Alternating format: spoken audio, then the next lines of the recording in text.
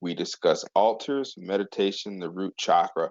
This is the natural order of everything with co-host Shannon. How you doing tonight, Shannon? Man, lovely, man. Lovely, man. I'm not getting my ass ate up by mosquitoes so far, so I'm good, man. How you?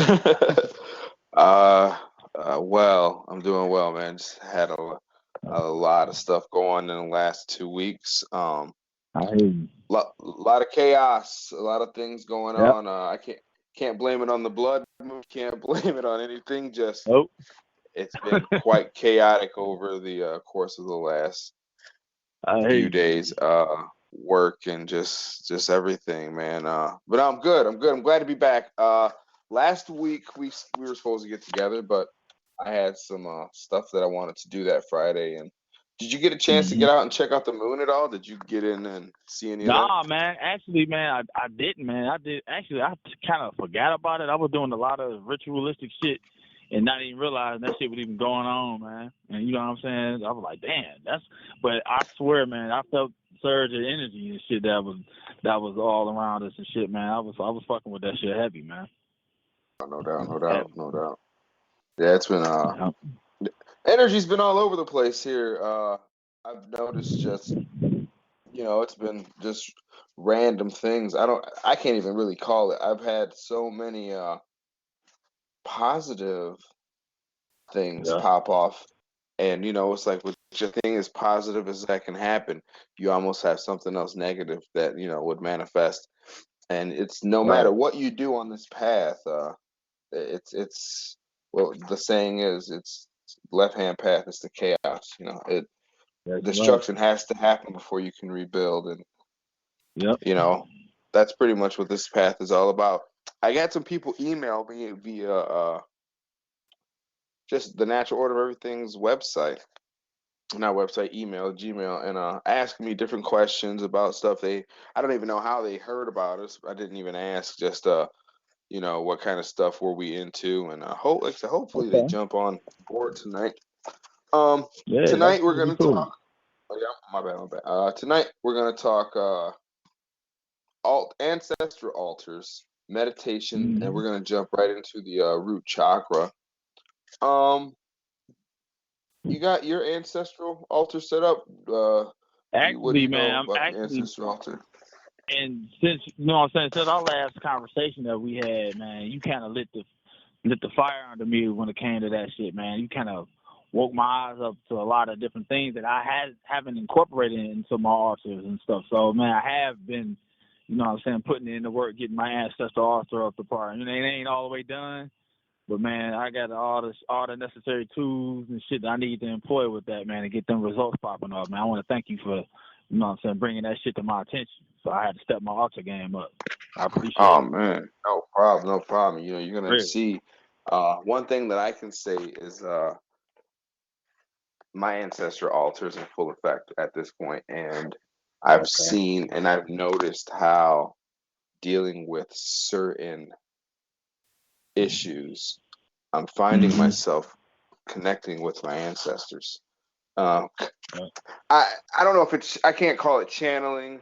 I can't call it I don't know exactly what to call it, but I'm finding myself connecting with them, thinking about them more than I, averagely used to, and that probably I Mm-hmm. can almost get associated with setting up that altar. Tonight I want Right. to go into ancestor altars. I don't know if you and I touched on it privately over the phone or if we touched on it on the show, but a lot of people want to jump right into getting into work with, Mm-hmm. they may be upset about, a certain situation that's going on in life. So they want to jump right into dealing with, well, how can I hurt this person? Well, then Right. they, Right. if they're a little bit conscious, they look into different spells. They look into different ways Right. to get with people. And then, one of the first things it tells you when getting into that stuff is, work with deities. So people start setting Right. up altars for, Oshun, Ogun, Obatala, Shiva. They start setting up all these altars and wondering why they don't get the results that they really want. A lot of people Mm-hmm. don't understand that it must start with the ancestor altar. A lot of people would argue differently, but I would argue that it must 100% start with your ancestral altar, because your ancestors are going to be your guides. Right. My ancestral altar, I've got set up. I've got all the 4 elements on it. I've cleansed everything before I put it on to the ancestral altar, and I did a meditative ritual when I set my altar up. And you have to activate your altar in a sense, you know.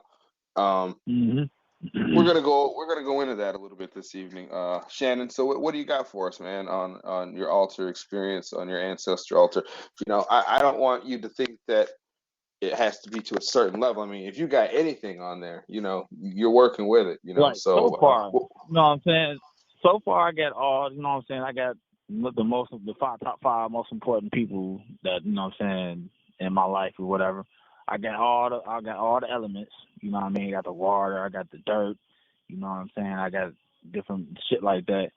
But I gotta get what I haven't got. Yeah, I want to get like a black cloth or a black apron or some type of something to signify that shit, like have that shit laying, having my altar pieces laying on top of that blackness or darkness. I gotta get that. But as far as like, the main thing I wanted to do, man, one of the difficult things I had in setting my altar up was like, who did I want to communicate with? Who did I want to have represented on my altar? You know what I'm saying? Cause I have a big ass family. I had a lot of people who, like, you know what I'm saying, that get transcended or whatever. So I wanted, you know what I'm saying, I was kind of like picking and choosing who meant the most to me. You know, so I'm still kind of going through that. You know what I mean? But like before, my altars that I had before was totally different from, like, it didn't have really nothing to do with the ancestral altar. Like, my experiences with the ancestral altar, I was always wanted to do it. You know what I'm saying? But I didn't know the importance of it and how, like, that shit's prioritized on this path. That's, like, a major thing to have. Like, you really lit the fire under me last week when we had a discussion over the phone. So I'm, like, had to go back and look at it. Like, damn, man, that shit do make a lot of sense to communicate with those that's in your DNA. You know what I'm saying? Those, because everybody that's related to you within your DNA, they exist within you. You know what I'm saying? They still there. They still ready most to be definitely. unlocked and communicated with. And I'm like, damn, that made so much fucking sense. You know what I mean? Like, why not fucking incorporate that aspect and wake that shit up within your DNA and, you know what I'm saying, communicate with the spirits of your ancestors. I mean, and that makes a lot of sense that shit is a priority. That's like a foundation, you know what I'm saying, a launching pad for you to be on this work, man. So, like I said, once I complete all my shit, you know what I mean, getting my shit in order, man, I'm looking forward to, you know what I'm saying, doing all kind of powerful shit with that. But like you said, I do agree, though, that the prioritize shit on this left-hand path is setting up your ancestral altar, man. That shit has to be incorporated into this work, you know what I'm saying, to get the most, you know what I'm saying, in my opinion, the most, you know what I'm saying, revealing results and powerful results, you know what I'm saying, fast, you know what I mean? Even though, you know what I'm saying, you was talking about the shit, you know what I'm saying, Ravana Noon, and, you know what I mean, Brother Beniti, really, you know what I'm saying, both of those guys really kind of opened my eyes up as well on how important that is and how that shit cannot be overlooked. So, like I said, man, I look at y'all three, man, as like a launching pad for me to, you know what I'm saying, take that shit a lot more serious and me stepping my altar game up. So, again, I want to thank you on that shit, bro. Oh, no doubt, bro. That's what we're here for, you know what I'm saying, to share the information, you know. I was talking to my sister earlier today, and, you know, she's really jumping into this head forward. She really likes, you know, I've told her she likes a lot of the things that I've shared with her, you know, with different people that we listen to and teachers that we've took, you know, guidance through under these left-hand practices. And Right. I explained it to her that history, you know, what's American history? War, slavery, famine, destruction, build. If you want the real connection to history, do a ritual. That's gonna be the closest thing you have to a cultural history. You're seeing the same practices, you're seeing the same traditions, you're seeing the exact same things practiced. Then that's your history lesson. That's connecting. But see, a lot of times people fail to realize that. They hear the word ritual and assume, you know, automatically bad, you know, dumb shit. Yeah, they get But scared. They get scared. And, it was really enlightening for her to hear because she's new to this stuff kind of. And she said that makes so much sense. If I teach my son the traditional ways, if I teach them how to do everything culturally, they can pass it along. And that's how you keep that's how you really, really build ancestrally. That's how you really, really build upon this. Like, imagine this, like how we are right now. It's me and you. We're doing a radio broadcast. Um, if you don't mind me asking, are your children, are they on this path? I mean, are they on? They will. Well, they mean my kids. No, I got 14, 6, and 3.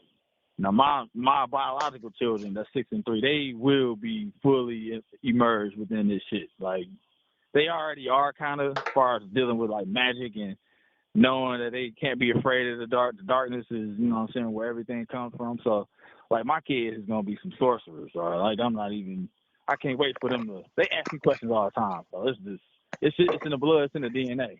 Like it's this biological DNA shit for them to be interested in. A lot of the sigil work we be doing, the sidewalk chalk type of shit we be doing around our neighborhood. So they don't even know it yet, but they already emerged in the shit. So you see the Like totally. tradition, you see the habit that you're creating. Okay, so maybe I can't even give a number of years, but we'll say in the reign of Ptah, when everyone was in Ptah at that time, Mm-hmm. and they did these kinds of ancestral rituals, and when people were doing ritualistic work, wherever it was when we lost that is when I think a lot of us really lost our connection and really lost our ability to connect with spirit and ancestors. Now that it's getting back into it, people have spread out so far. Your children are potentially going to take this information and run with it. They will only seek Right. others in knowing the importance of keeping the culture and keeping everything going. They will only seek others who are on this path. So now you're looking Right. at a slowly but surely snowball effect of you and I going out, and we're friends, okay? We can go out and do rituals. And then once our children are old enough, we introduce this to them. Okay, now it's, you're showing them how to do this stuff. Then it branches out. So now your daughters will go and Right. potentially find, husbands that are on the same path. And then they're showing their Right. children. Now it's a whole family. Now you're getting back to the root of things. So now you're looking at a 60-year gap. So instead of a family Yep. reunion, you're having family rituals, ceremonies. Can you tell me that that's not how empires may or may not have been created? I mean, that's Yeah, how I really exactly. feel is exactly how you're going to get the kind of strength and the kind of connection that you want in family. I could tell you with my experience being a Mason, with the ritualistic thing that I went through, that I know that every other Mason went through, is what's connected us as brothers. You know what I'm saying? Right. So to see granddad see grandson go through the same kind of ritualistic thing that he went through, and to talk to him right afterwards and say, yeah, well, when this happened, times were different, but I went through the same thing, grandson. One day you're going to take over the king, you're going to take reign over the whole family. It would be such a, I guess what I'm trying to say is I want to see that bad, so bad. And I really think that is how you really create these kingdoms. You know what I'm saying? That's how you really create Mm-hmm. the change in consciousness moving forward. Either way, Yeah, it's like a form of it's interesting you bring this up because I'm reading in the process of finishing up the Mind Control 101 by Dan and Jones.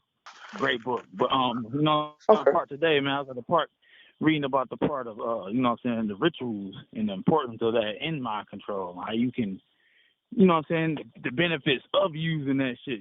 How we use every day, rituals that we do every day and don't even realize the shit. And especially when it comes to like family, depending on how you do it, but incorporating that ritualistic setting of implementing certain commands and certain things that you're doing and how you're communicating with your children, or whether it be through neuro-linguistic programming or trauma or whatever, but to have that in place in the mind to do certain things, especially certain magical practices or reprogramming the subconscious mind is very, very important. You know what I'm saying? Especially when you got your blood relatives. You know what I'm saying? All y'all communicating within the DNA anyway. But the importance of that shit, though, man, ritualistically within the family. You know what I'm saying? The setting.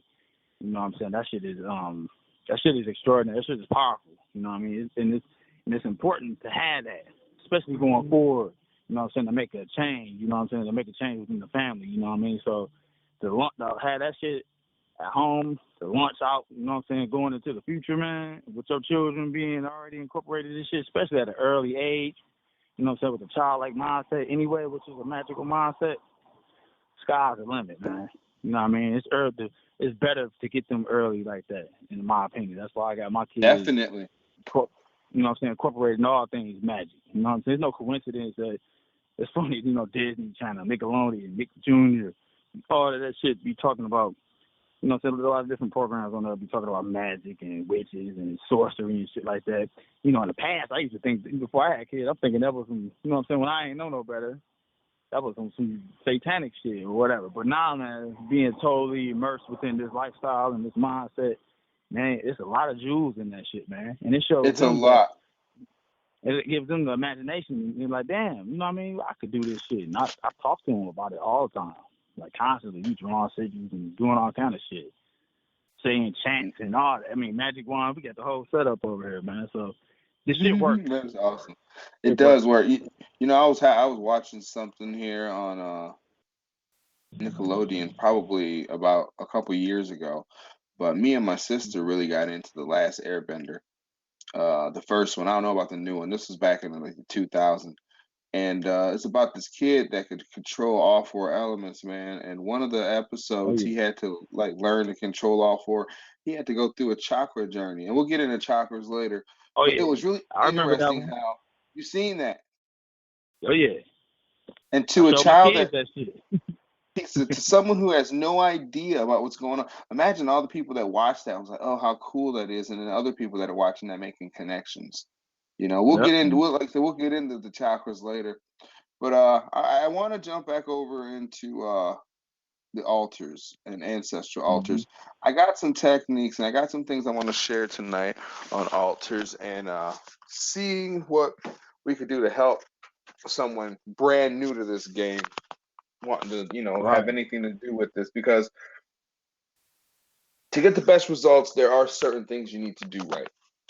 Okay. I'm gonna just, anyone out there listening, you might want to grab a pencil, paper, because I'm gonna give you guys some things to write down, and maybe you'll go home and utilize this on your own. But you're gonna need 4 major items for your altar. All right. Well, you're gonna need a few more, but 4 major, and those are the elements. You have to represent water, you have to represent fire, you have to represent earth, and you have to represent wind. Okay. How this is going to work is you should have one crystal clear goblet, or as clear as you can get it.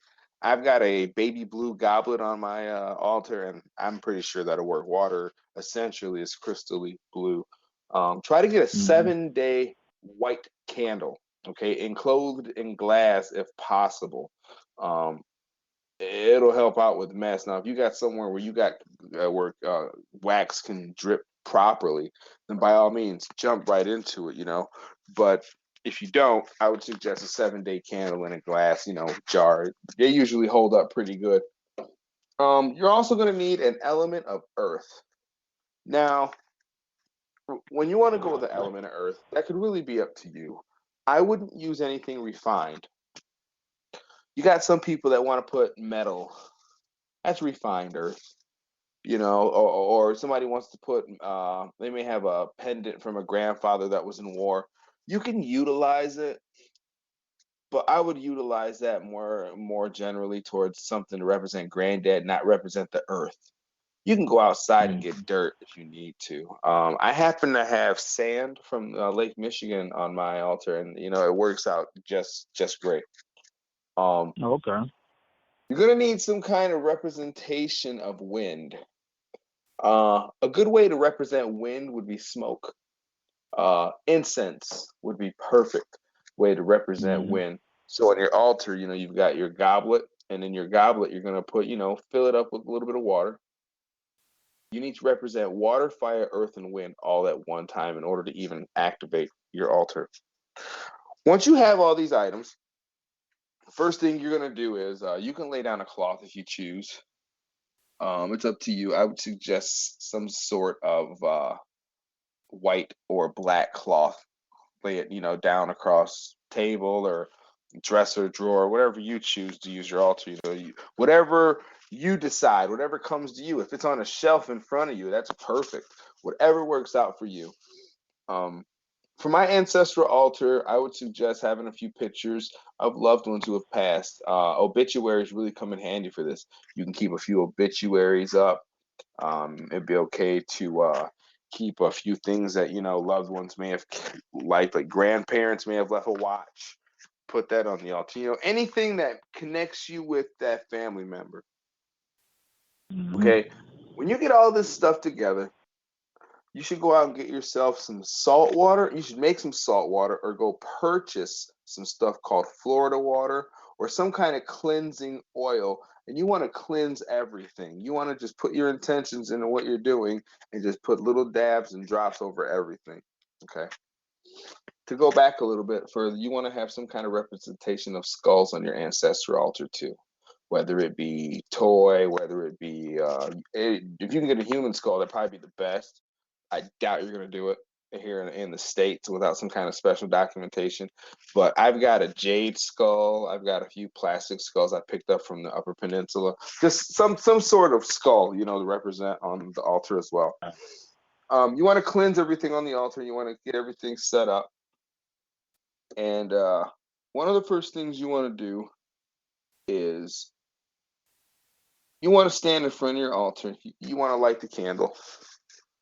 Well, let me go back. When you connect with your altar the first time, you need to tether away that, in my opinion, you can create an altar and an experience that's going to connect you with your ancestors. So what I like to do is I like to just meditate and clear my mind for a moment. Okay? Get everything clear. It'd be a good time to use some of the panic rose water if you happen to have any. Spray it to help with the intention, something like that to kind of really help out. You want to put yourself in a mode because there's going to be a lot of energy that happens here. Almost think about, we're all adults here, but think about it in a sexual manner almost. When you know you're about to go home and it's about to go down, the whole day you're working yourself up, Same thing with this. You want to work the energy up. So you want to get something that's going to remind you every time you smell that smell, it's ancestry work.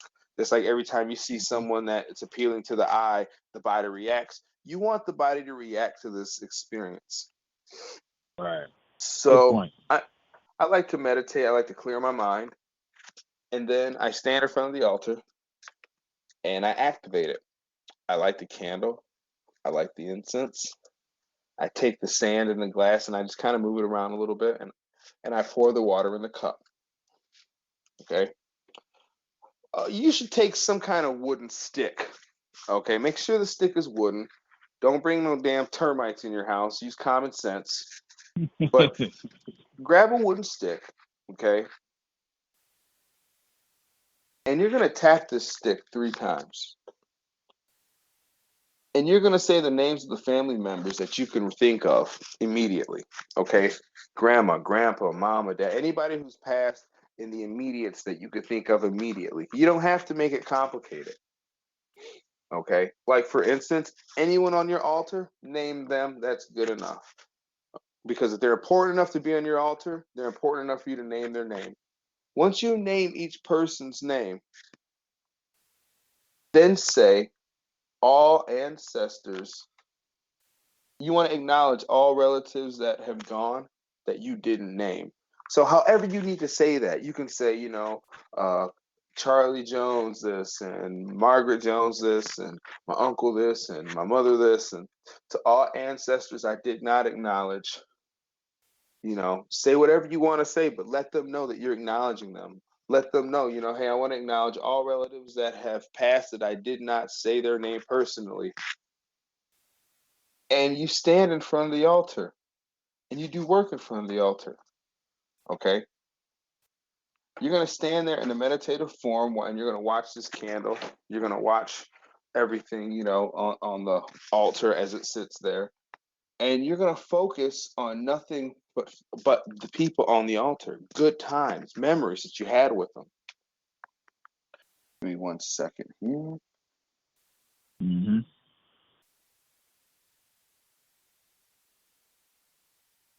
Yeah. Once you're all done, at the end, you want to, you have to end the, well, I had something just kind of interrupt me here for a second, but, oh, I want to find this. Give me 1 second. I need to find this to make sure I'm telling people the exact right thing to do, because I want to make sure that they get this exactly right. Mm-hmm. Something else, while you're in front of the camera, after you acknowledge everyone, you should say that you should give a affirmation in front of the altar after you've gone and acknowledged all of your family members. Your affirmation could say anything. It can say something like, "My name is John Doe, and today I seek knowledge, wisdom, power, pleasure from my ancestors at this altar." You can say, "My name is Joe Rippenklippel, and I desire love, passion, finance, wisdom from my ancestors." You do this after you set up your altar and you meditate on those things. Then what I'd like to do is I'd like to sit on the ground and then I meditate on that. Oh, Okay. at this point, I'm telling them and I'm working with them in a way that they know directly what it is that I want from them.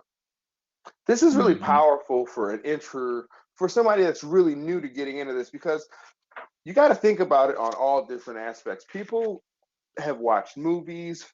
By the time they get onto this left hand path, they have YouTube, way too many things as it is already.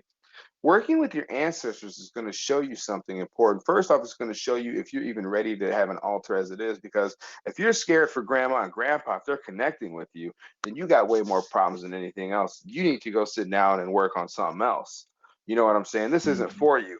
You need to have a healthy mind and understand that when you're getting into this is the for real deal. Mm-hmm. So when you're sitting there and you're working with your ancestors, this is the introductory to you working with the spirit world. This is your introductory to almost everything. I mean, meditation is important, but if you start working with deities and spirits and you neglect to work with your ancestors, it's almost like jumping in a car your first time and driving. Yeah, you've seen a few people do it before, but you're gonna fuck some shit up.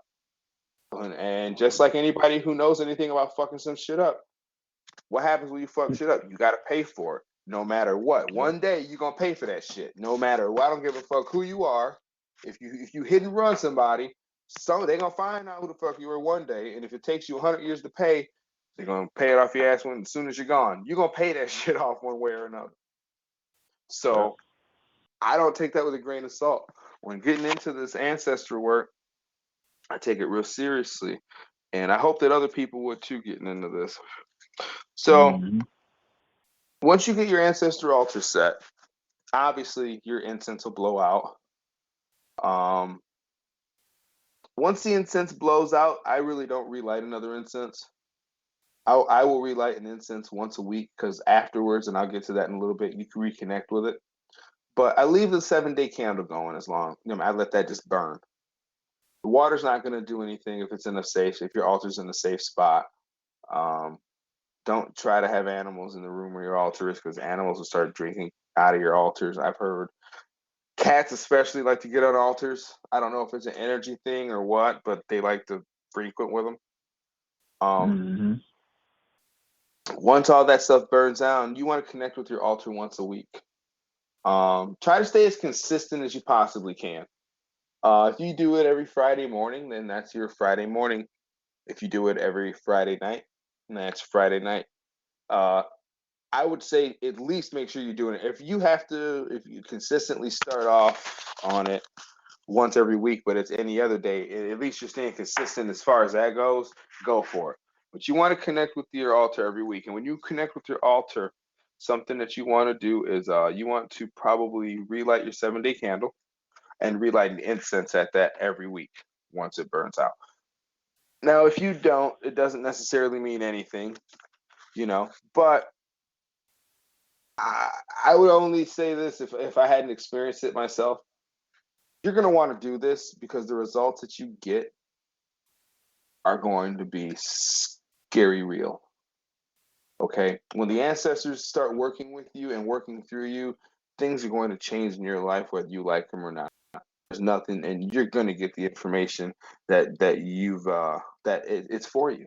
You're going to get the wisdom because your ancestors have lived through it. They love you. It's your genetic DNA. They're going to aid and assist you along this journey. I mean, if you love your child and you see them struggling, something inside of you is going to make you feel in a way that you want to help your child. Well, your ancestors are going to be the same way because they're genetically connected to you. It's different when someone's just, we're friends and we're buddies and, yeah, you can have a connection.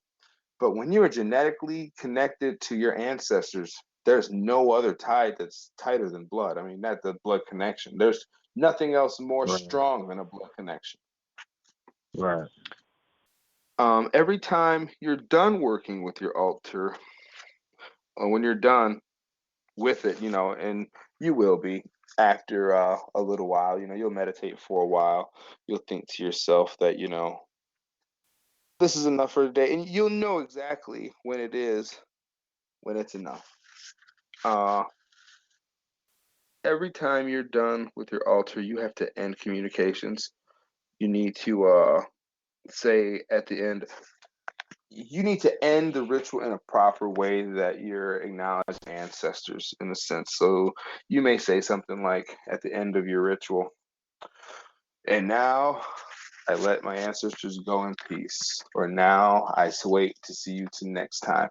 You give some kind of phrase that will let them know that you're being sincere.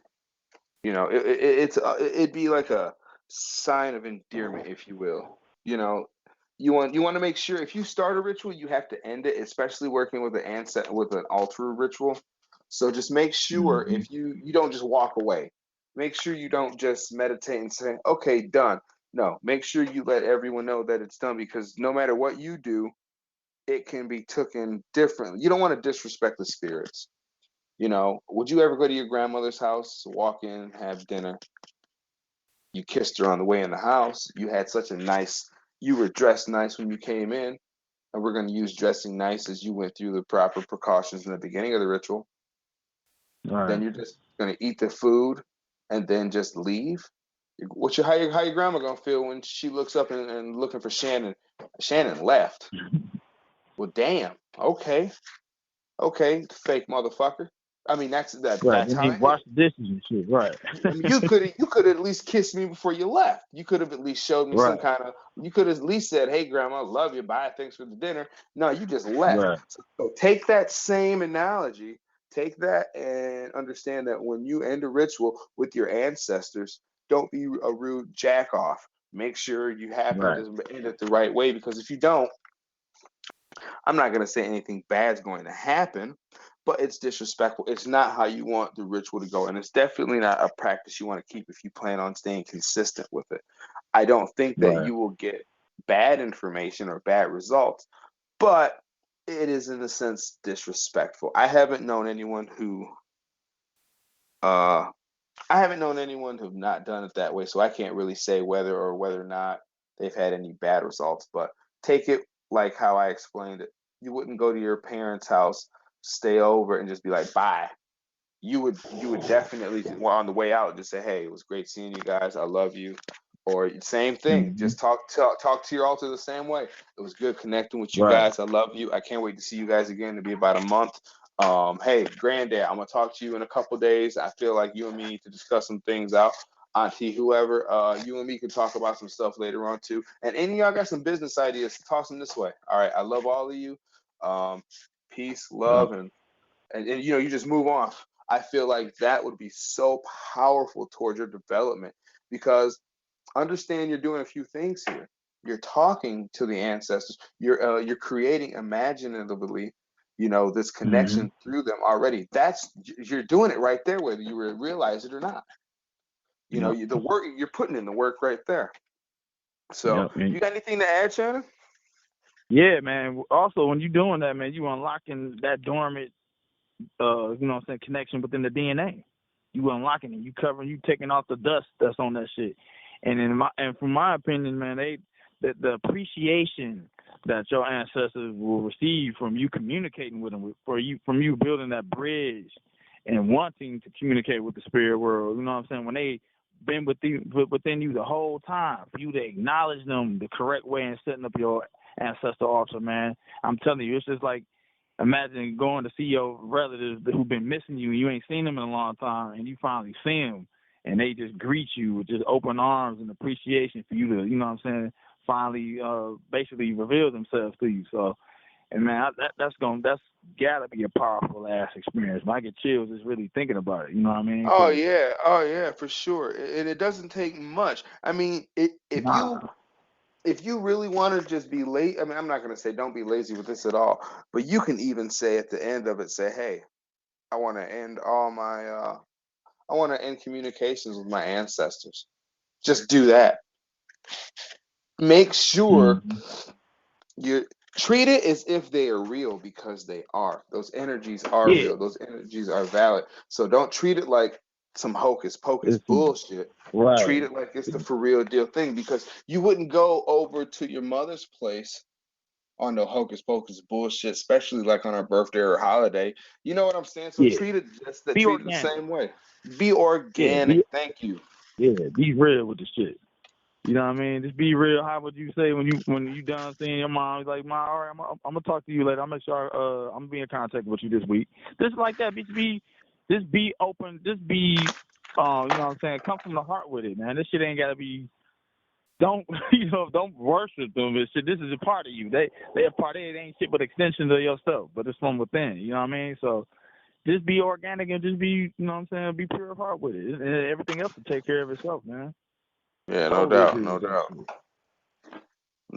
at all. I've also seen some pretty cool shit on altars too, man. I've seen some people do some pretty crazy stuff as far as like all kind of stuff goes with altars. Some things that I wouldn't suggest doing.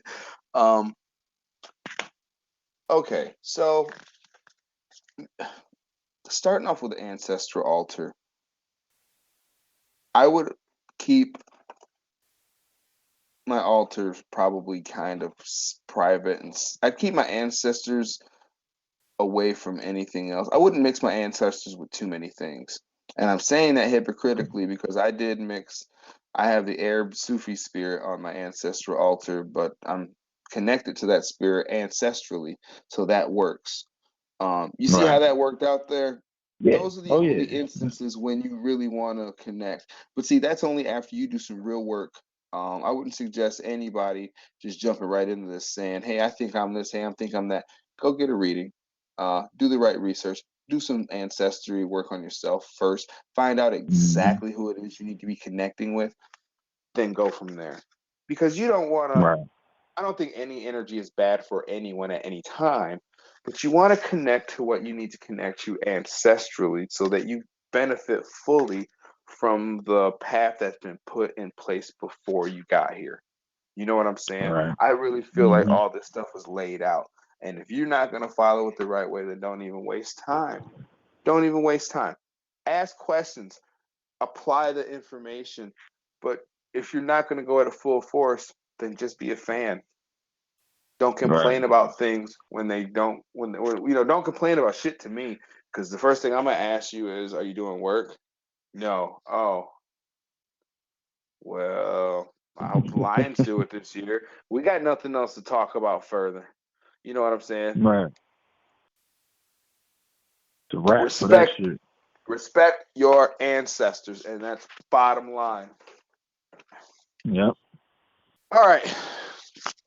So I think we covered everything when it comes to altars there. Unless you got anything else you want to toss on that. Nah, man, you really brought up the shit though. The thing I want to say, like, I want to go back to it, like, to not deify this shit. Don't spook this shit out, making it more religious than anything. As far as like worshiping your ancestors, communicating with them in a fashion that's not the way you talked to them when they was alive. You know what I mean? Get all of that shit you seen in movies, and any fear you got associated with communicating with spirits you need to get rid of all of that shit. You need to reprogram your subconscious mind and having a proper mindset and being an open reservoir of information, being able to communicate with your spirits. You know what I'm saying? Because like I said, you unlocking your DNA. You activating the DNA that they represent within you. You know what I'm saying? When they always said when the ancestors die, when they pass over, they go back home, they go back within you. You know what I mean? So they within your DNA. They are a representation of you. So just communicate with them the way you communicated with them while they was in the living. You know what I'm saying? Don't try to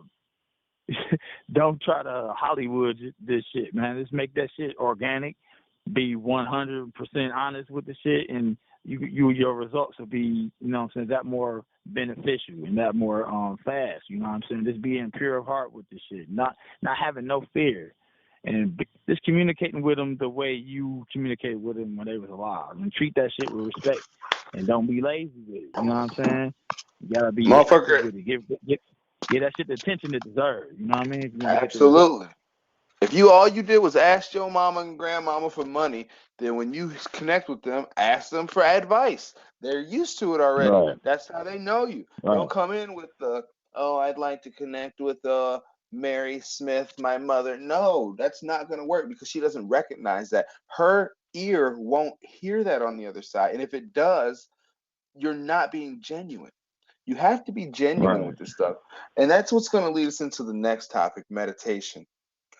If you can't be genuine enough to understand what's going on, then don't even bother. And if you have issues with trying to focus in, that's where meditation is going to come in. Humongous. Meditation is almost as important as water. It's so important that I meditate daily, sometimes twice a day. And when I don't, I notice a tremendous amount of the lack of my spiritual connection.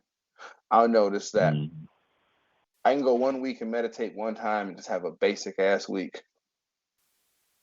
Then I can have a week where I meditated every morning and I'm on top of everything. I mean, everything. I got all kind of stuff coming to me left and right. I could look at a squirrel and the squirrel can be just running with a nut in its mouth and say, squirrel, tree, and the squirrel runs right up the tree. Things happen. What most people would say by design is coincidence, where I'm manipulating my reality, if that makes any sense. No, you speaking my language when you say that shit. Man, when reality, we God, you dictating our reality from our subconscious mind. The meditations 100%. I'm getting in right now are so deep. I was able to accomplish here last week a full-on 45 to 46-minute meditation straight. And the only reason I wanted to go a full hour. If I could have gone longer, I would have, but my phone went off and it was done. It was gone. But in this meditation, okay, I was able to visualize these spinning wheels, these vortexes. And I said to myself, I'm going to sit here until I can go through one of them. And I sat there. You remember that movie Stargate? Oh, yeah. With that liquid. James Spader and Kurt Russell. Yeah, I remember that shit. Yeah. So these spinning vortexes are right in front of my face, okay? And I'm sitting back with my eyes wide open, pitch black, dark room. Nothing can get in as far as light goes. And I thrust my consciousness through this vortex spinning, and it almost looked like, water. And I felt my body as if I was going through a tunnel. Just tunnels whooping and looping around. I'm visualizing all these things. I'm seeing all this stuff, my body is having the feeling of inertia where you would have when you slide or jump off of something tall. I'm feeling my body go with these waves as I'm going in and out, in and out, in and out. And I'm able to see anything I want to in vivid clarity. Now, next time I need to practice on a few different things, and this was only after I'd been meditating for a solid 15 minutes, like just solid, just nothing, just visualizing, just the black flame, and actually could see the vortex. So I just played around with it a little bit. Very profound experience. That's advanced, I would have to say. That couldn't be anything that I would suggest somebody getting into who wants to start meditation. I'm just sharing my experience. But I would like to go in today into some very, very awesome techniques for meditation, because meditation is so important that it's going to lead us into our next topic, which is going to be a series that we're going to start focusing on. Yeah. But meditation to me, I do a very, very deep visualization meditation. Meditating with my eyes closed works sometimes, but I really like to meditate with my eyes open. I really like to do that daydream effect. You and I have touched on that I'm before. with you on that shit. Yep, I'm with you on that one, 100%. What kind of meditational practices do you get into, Shannon? What have you heard as far as meditation? If a person come up to you and says, "Look, man, I'm desperate for this information. Please teach me to meditate." I was in that position at one point. How would you explain that to someone? Man, that's a nice question, man. Like, one of the things I would recommend somebody stepping into, doing this shit, man. Like I said, having a proper mindset and being open to your spirit, knowing what what you represent consciously, your own spiritual entity, being able to, you can know thyself, basically, know what you are, what your path is, and what you want out of this shit, out of this spiritual path that you want. Having a proper mindset to tackle all things unknown about yourself and about everything else within your external reality. You know what I'm saying? So one of the key meditations I use is mirrors. You know what I'm saying? Gazing at myself in the mirror. Nice. Like you said, with the eyes open thing, and it's like I use my eyes as like a gateway, and looking into the mirror into like a parallel universe or something, or just a bridge into another reality, so to speak. And I don't necessarily stare at myself. It's like a gaze, like and then like you just said, the daydreaming effect comes into play. You know what I'm saying? You can see yourself shapeshift. You can visualize just any and everything. You know what I'm saying? You can see the aura behind you. You may see even spirits that's in the room or in your surrounding area where you at. I mean, that shit for me is profound. You know what I mean? I like to do it when I get out the shower. I like to do it. That's really, I don't know why. I just always done that shit when I got out the shower. You know what I'm saying? I would get up to the mirror and I would just gaze at myself and I would just visualize myself communicating with my parallel self and just getting, advice, anything. Or I can see anybody I want when I look into the mirror within my own eyes. You know what I'm saying? It's like I use that shit as a gateway. And I would recommend, like, you can't, like, as far as, like, looking at yourself in the mirror, I mean, a lot of people get spooked out, you know what I'm saying, by that shit. You know what I mean? You can use candle meditations when it comes to that you recommended before. That's helped me a lot as far as the candle meditation and the mirror effect. But you can't have any fear with this shit, man. Like, fear has no fucking resting place on the left-hand path. Like, I mean, I hear people saying that, some fear is healthy. But just know that, man, man, God has nothing to fear, you know what I'm saying, when He controlling and dictating this reality. So I don't understand the concept of, the benefit of being afraid of yourself and all the things that you can manifest from your mind. Like, somebody say something like that, I just have to assume that this information just is for them at this time. It's unfortunate, but it's not for them at this time because, like you said, it's not gonna pan out that way. Right, it's a stepping stone to this shit. You got to build yourself up. You got to build yourself up. You got to reprogram yourself, man, from whatever religious indoctrination that you've been up on, whatever mind control that you've been on. That we all fall victim to that, or some form of it. But the ones that's detrimental to your state of consciousness and your spiritual growth, that needs to be addressed into doing this shit, into doing this work, this spiritual work, this inner work. You know what I mean? So all that shit got to be addressed. You know what I'm saying? And then when you just looking in the mirror or whatever meditation you're doing, it's just you and everything that you bring with you. And you bring that shit with you within your mind. So that's what that shit got to be. You got to be 100, man. You got to have a proper mindset, healthy mindset, and keen spiritual senses to be able to pick that shit up. And the results you will get from that, man, is breathtaking. And once you get your feet wet with that shit, man, you're going to be on you know what I'm saying?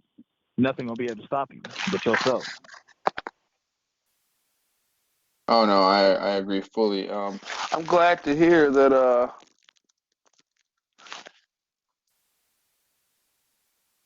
when I first, mentioned, the meditation into the mirrors, how it was first brought to me was from a teacher of mine, Brother Benini.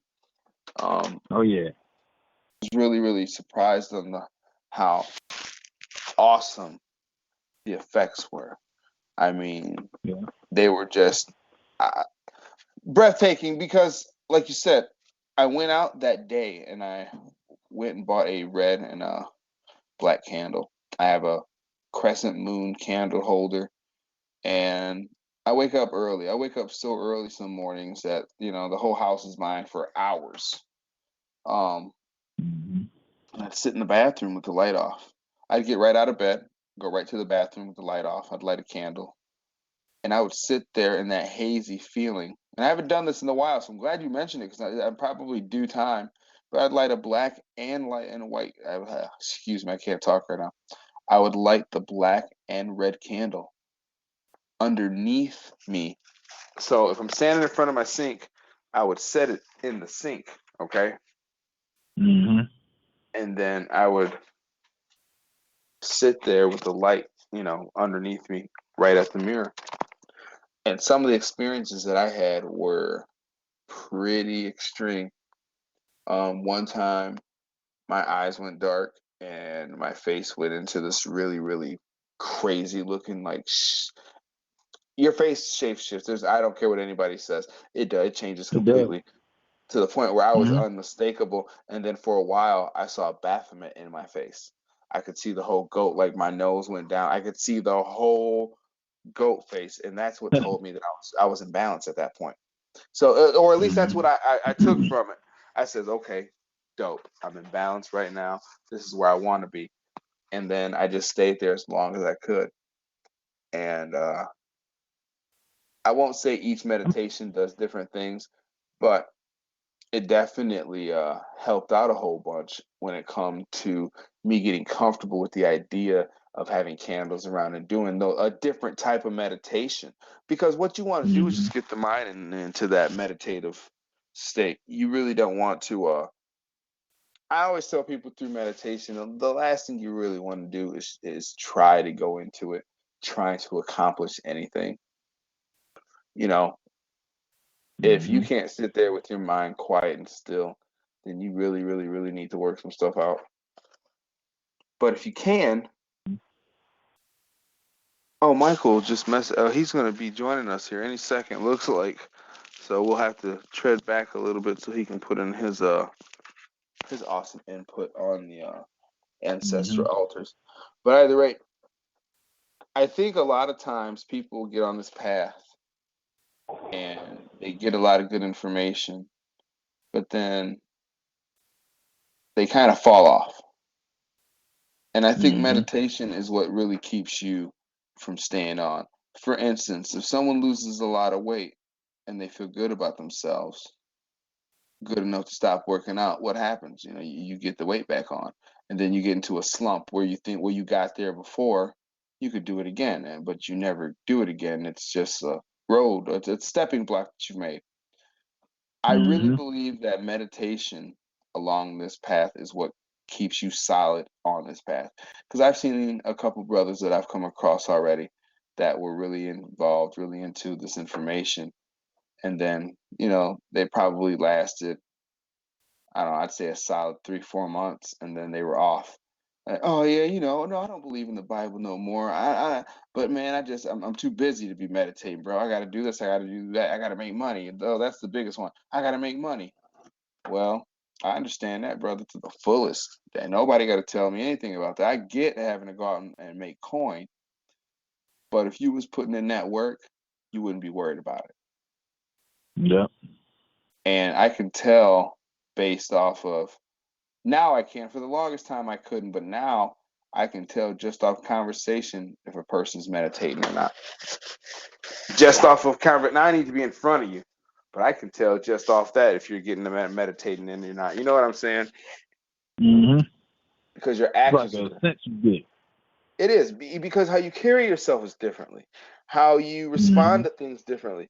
How are you going to tell me you meditate on the daily, but I saw that your debit card didn't work at the gas station and you screamed at the girl because it was her fault, knowing damn well you were broke as shit? Now, whose fault is that? And you're a meditator? You're a person who meditates. Now, I don't care if you had the money in your account. I'm looking at how you responded to this woman doing her job. You didn't take any you didn't look at yourself at all to say, oh man, damn, well, my bad, no lunch today, and just walked out with your dignity. You're going to sit there and tell her she did something wrong, knowing 100% of the time that was you. Right. But then it makes no sense. And then you come to me, oh, I'm a deep meditator. I'm woke. You need to go back to sleep, my guy, because I'm not going to even hold you up. That is not a meditative or anything conscious that I've come across. It's pretty funny that you get so many people out there that say, yeah, I'm conscious. I like crystals. Do you meditate? I like crystals. Oh, bro. I'll say something basic. Have you read the Kabbalah? What's that? That's Arab. Like what? Okay, you're not. Said that's Arab. Bro, I've had the most crazy. What's the Kabbalion? Oh, is that ISIS? You ISIS now? Oh, geez. Okay, just to let me know. Oh, all right. That's why you're in the position you're in, big dog. And you're telling me you conscious and you're woke. But but you know what? There's different levels. There's definitely different levels. Mm-hmm. I will respect anybody that is on some kind of level. So if your level is just understanding the zodiac, that's fine with me. Do you? You know why Pisces and why Capricorn and all this get along? Hey, that's cool. I hope it does something for you. Right. But if you're not meditating, you just pick this up as a hobby. Yeah. This shit is serious, man. I gotta go back to something that you said I thought was profound, man, and it was some simple shit you said. But that shit, when you talked about how you saw the Baphomet within your face and you realized you understood the symbolism of that shit, you knew you was balanced. That's important because 9 out of 10 of these niggas out here, when they hear that Baphomet shit, still to this day, within this occult shit, they get scared and they get afraid. They thinking they seeing demons and shit like that in their face. They might run to church and go to a confessional or some shit, go get baptized or something. But the fact that you said that you saw the Baphomet within your own face, you shapeshifted into that image, that symbol, that you knew that what that represented to you symbolically through your subconscious mind, you knew the language of that representing balance, being in balance. That shit is, or harmony, whatever you want to fucking call it. That's profound, bro. And that's important to understand that the subconscious mind, the language of the subconscious mind is symbols. You know what I'm saying? You hear Panic talk about it. You hear Brother Beniti, Ravana Noon talk about it. But that shit needs to be stamped into somebody's mind when they walk in this path too, man. The subconscious mind speaks through symbols.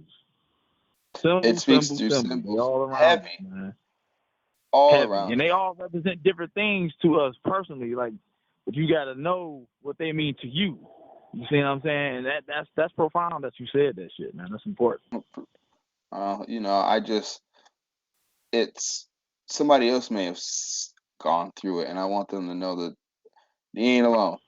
You know, all of us may have different views and opinions on different things, but the journey is still the same along the lines of this stuff here. You know, it was I've seen my face do a lot of different stuff. You know, with the candles.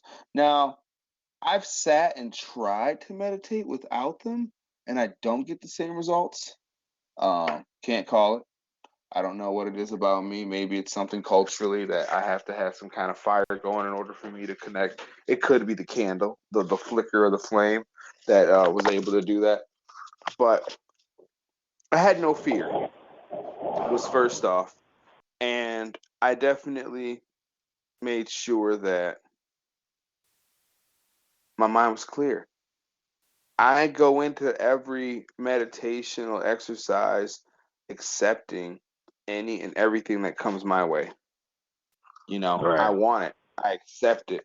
I'm not going to be afraid of it because it's funny. I was talking to my sister about this earlier. Again, her and I talk a lot about this stuff, obviously. But do you ever hear, Shannon, about hauntings anymore? Nope. Do you ever hear No. about scary houses anymore? I have a theory. Nope. Go My ahead. theory, my theory is because why do you think this is gonna blow your mind? Okay, check this out. Why do you think so many people do drugs? And I'll even put weed in there as a drug too. I smoke weed. Oh, Why do you think so many people do drugs? Drink alcohol escapism. Because because to keep away from themselves, to keep running away from that motherfucker they looking at in the mirror. because it affects the mind, Yeah, right? most definitely. Mm-hmm. So this is my theory on why you don't hear hauntings anymore because drug abuse is at an all-time high at this point. They said that in the 50s, the average person smoked cigarettes, and well, I forgot the number, but not even every man drank beer. In the 70s, they could say in the average home in America, the average man drank beer, the average people smoked. Now, today, 30, 40 years later, it's the average drug in your neighborhood. You got Molly, heroin, coke. I mean, the list is long. And then you got the puny Yep. ones like, you got the psychedelic ones, weed, shrooms, et cetera, et cetera. What they all Mm-hmm. do, whether it's a body high or a buzz, is they affect the mind.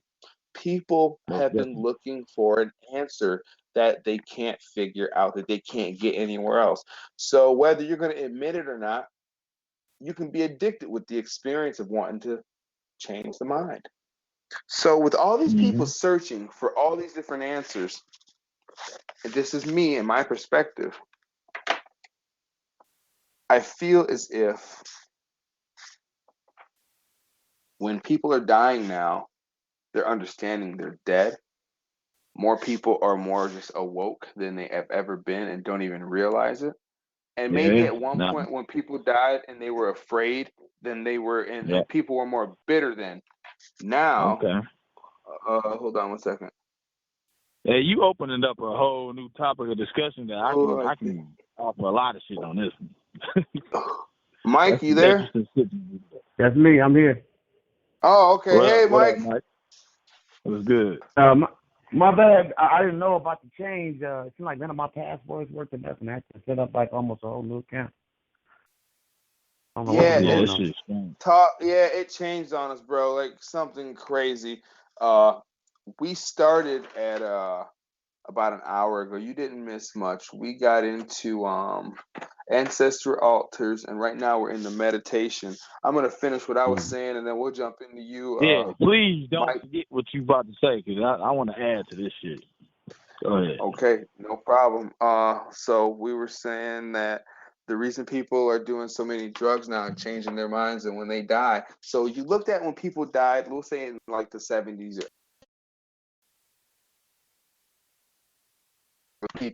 experiencing death, and you don't have these haunting experiences anymore. And like I said, my opinion, I just personally believe that there are more people at this point that are just more conscious.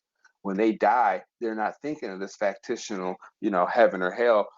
Even if you're a conscious person that just likes crystals, like I said earlier, you're still away Mm-hmm. from that monotheistic way of life. So you're not thinking on a evil kind of way. You're like, oh shit, I'm dead. So let me play around with this, because that's what you do when you're high. Usually you're trying to adjust consciousness.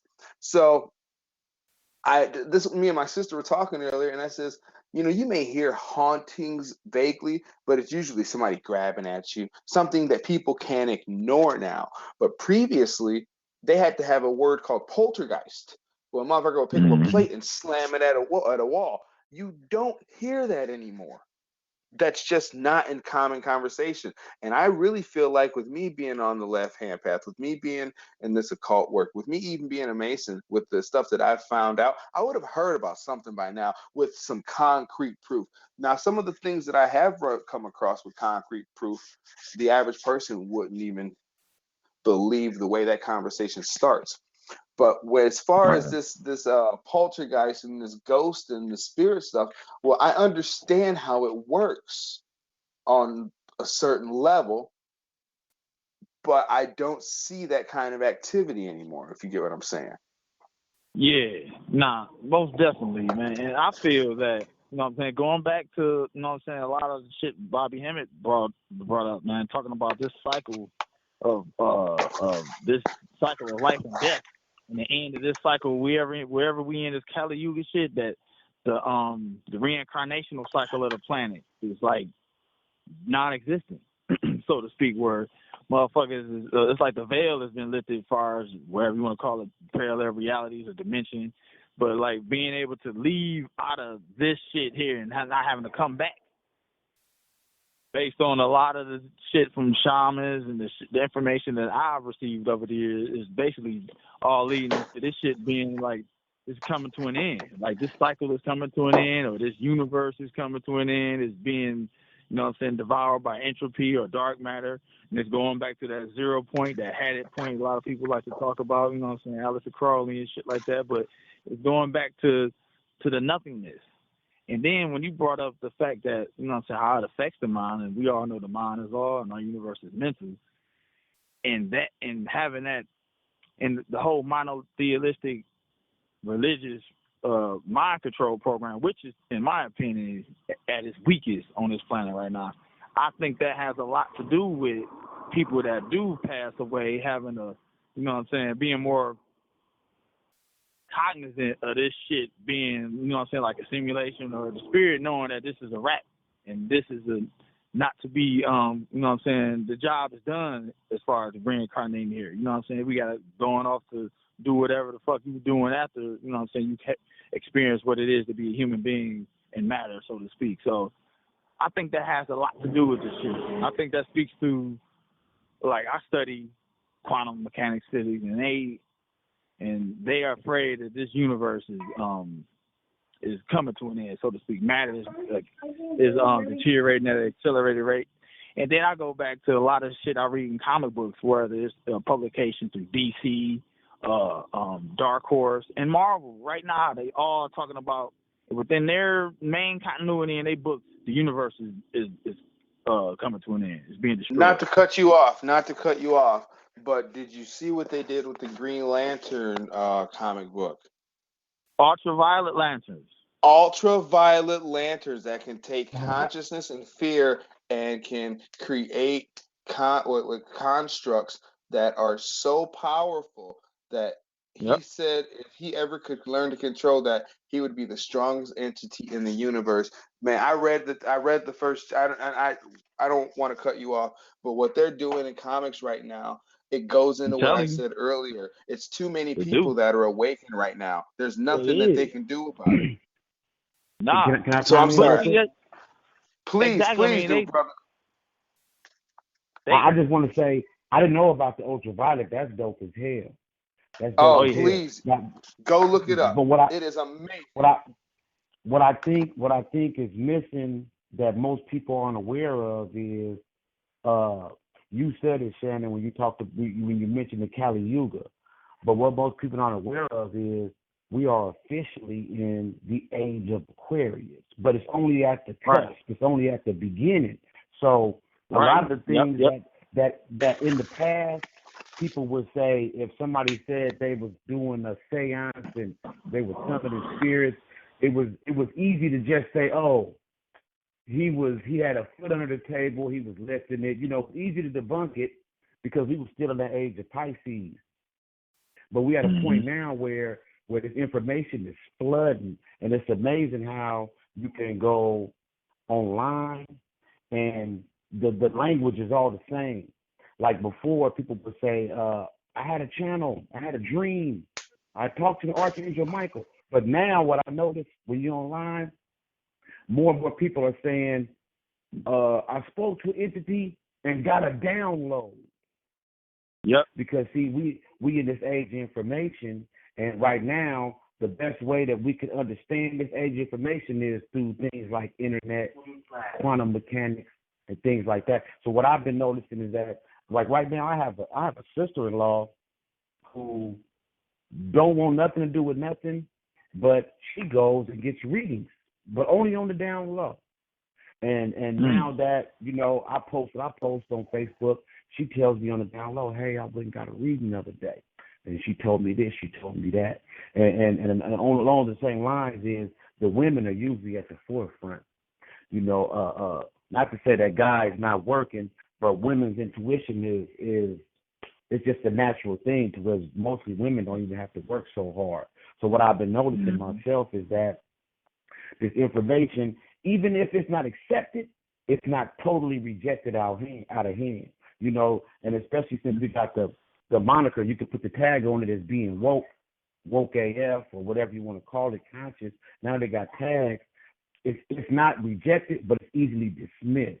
But more and more people are realizing, and I'm just amazed that if you go back 7, 8, 10 years from now, half the stuff people saying on Facebook, if you had been saying it 7, 10 years from now, man, all the villagers would have came out with pitchforks and flaming torches to kill him. They would have took you down. To whereas now you can drop on your line on Facebook, you can drop in your timeline, fuck Jesus, you can drop these jokes, and right. it still ruffles feathers. It still ruffles feathers, but I just noticed myself because even though for me the occult aspect, because I'll be honest, I can go back 6 years. I was still afraid of the word occult. I won't say afraid, but I knew the taboos associated with it. And in my mind, occult meant old Montgomery Burns looking white dudes sitting around drawing stars on people with blood. And so well-in baby right here, they're about to sacrifice. But then once I got to the point, especially once I got into the Masonic thing, I was struck by what seemed like a conflict of interest. On one hand, these dudes are basically a Christian organization, but they practicing rituals, you know. So I was one of them ones, even though 6 years ago I'd be one of the first ones to tell you, man, fuck Jesus, he ain't real, man, he ain't coming back. But I still would like kind of shy away from the word occult. And so what I'm noticing now is that on a subconscious level, a lot of people open to this information. Like even, I'll say one more thing real quick. Like even me, I'm the black sheep of the family. I read all these books. I talk all these crazy talks. But in the end, especially when somebody in my family died, I died, I've noticed over the last 5, 6 years that if it ain't outright, secretly, everybody comes to me. It might not be, sometimes they scream it out loud. Mike, we need you here. But even if they don't scream it, I always get that phone call of what you think. We need you here. We got to do. I had a dream. And so even if on a subconscious level, a lot of people are quick to dismiss it. Like the other day, I posted a bunch of different gods and goddesses on my timeline. And one of my coworkers said, man, how you know about all them characters? And I said, man, they're not characters, those gods. And he said, oh, I just thought they was characters from a video game. But in my mind, I said, well, if that's how you got to digest and download it, cool. So we chopped it up like it was Gods of War. Because I noticed a lot of people that play Gods of War, they can talk gods and goddesses, but they get uncomfortable when you take it from a video game or a book and start applying it yourself. But still, if that's how you want to access it, then let's talk about it. But I just noticed that for myself, more and more topics. And like me, I was always a fantasy cat and a Dungeons and Dragon cat and Star Wars. I read a lot of books. I used to D&D when I was younger, and No, a that's lot of what's people up. would say, I used to too. you know what I'm saying? But a lot of people used Yeah. to say, man, them demon books, man, D&D, Devil dice, worshippers. and the devil worship. Be careful, Mike. Be careful. I know you like it, but now, but that was always a little warning you got. But now it's getting to a point to where people are more open, even if it's on a subconscious level. And like I said, the proof for me was, I have to say it, starting about 6 years ago for me, more of my family would demand I be a part of certain things.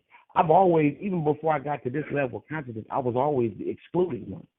And it got to the point now where Uncle so-and-so died, we can't agree to such and such, we need you there. And I always say to myself, what the hell you need me for?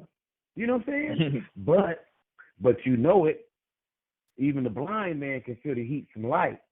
So once you start radiating and shining, people know, you know what I'm saying? And I think that's the best way, I can equate it. But I always say, and my best analogy that I know people always understand is, we're in the age of Aquarius, but just the tip is in. We ain't even started stroking and thrusting. Ain't nobody started doing no swirls. We just sticking the tip in. And so what I like about Brother Paddock, and I noticed something in a lot of his recent videos, the word occult does still scare people, the word. And so the thing is now, it's like now that we in this age, I ain't trying to wake up no dead, but if you are waking up from that long nap, I might just throw a little water in your face, you know what I'm saying, wake your game up. And so that's the difference between that now at this point with the tip just sliding in. The separating line is, are you a light worker? Are you a metaphysician? Or are you into occult sciences? And so what I've been doing lately is whenever anybody get at me, cause I tell you something funny.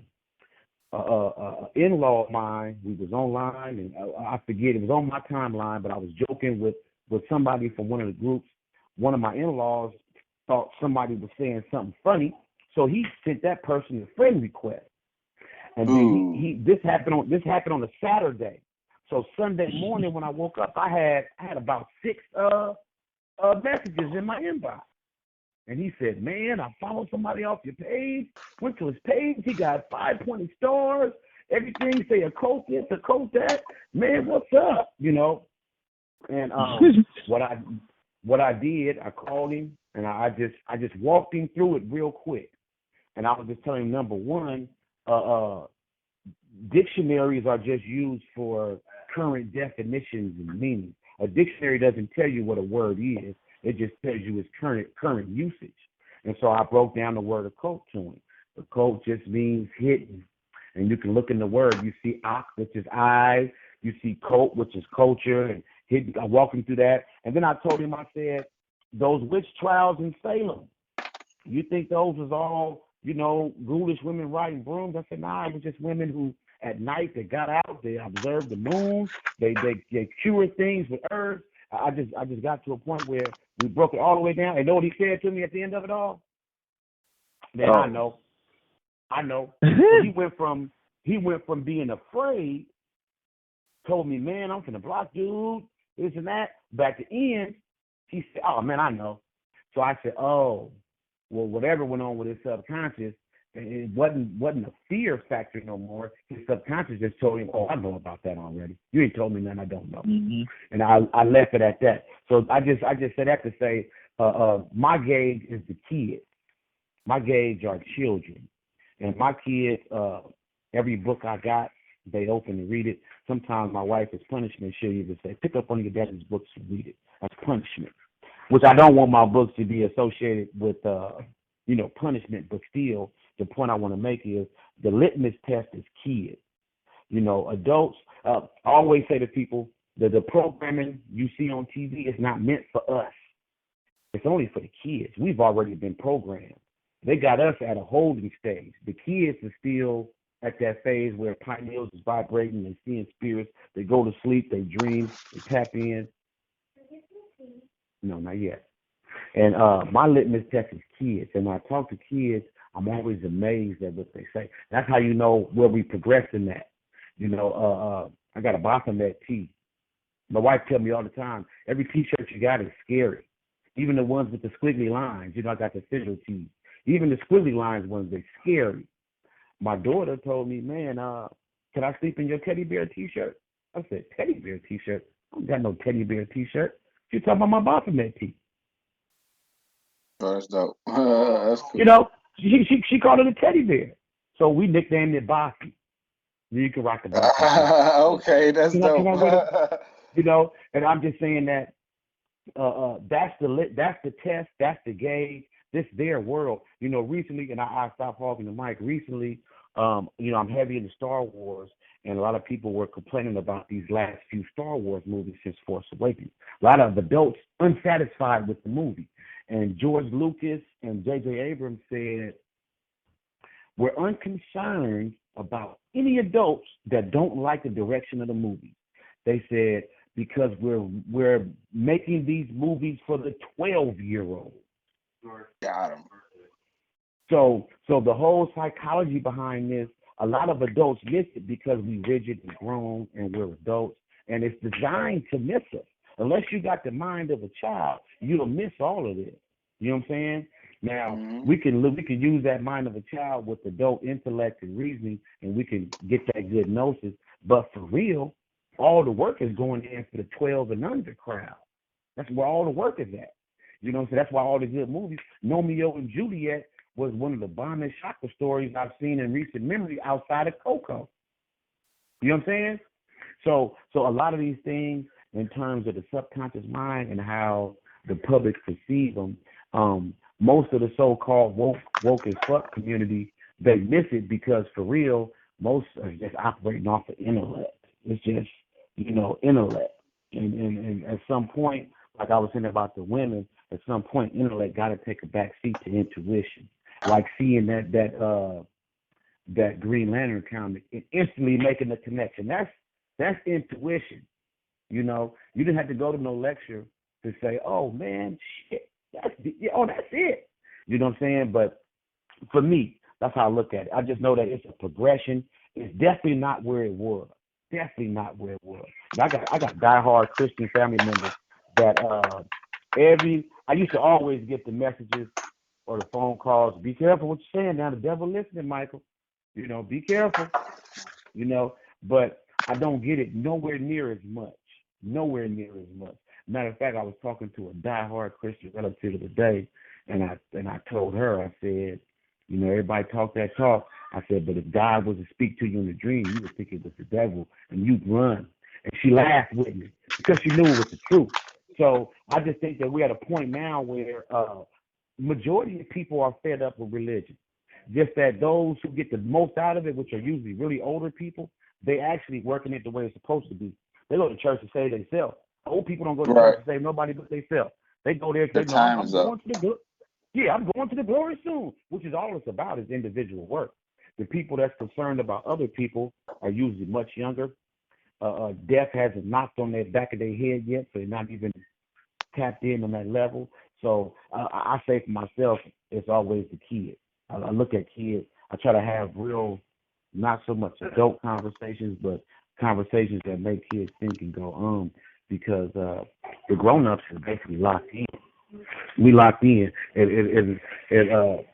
Bobby Hemmings said it the best. Everybody put their own alarm clock, and it's not my job to wake you up at 3 a.m. just because I've been woke since midnight, Right. And, You'd be pissed off. But yeah, exactly. Shannon, what do you recall what you wanted to say on the subject? Where you left off? Shannon?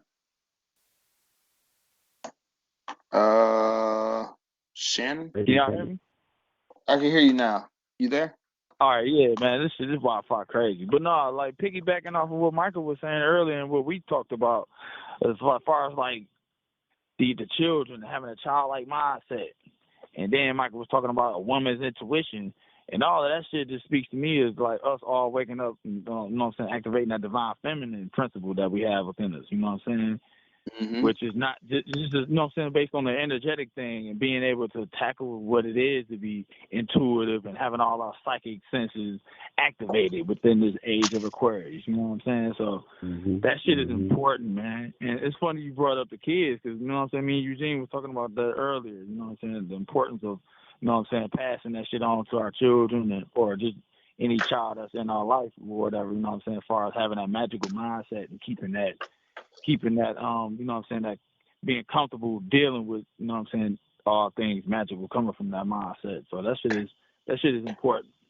Yeah, what we were talking about earlier, Michael, so that you kind of, because it was what we were touching was really good. I asked Shannon, because I know Shannon personally.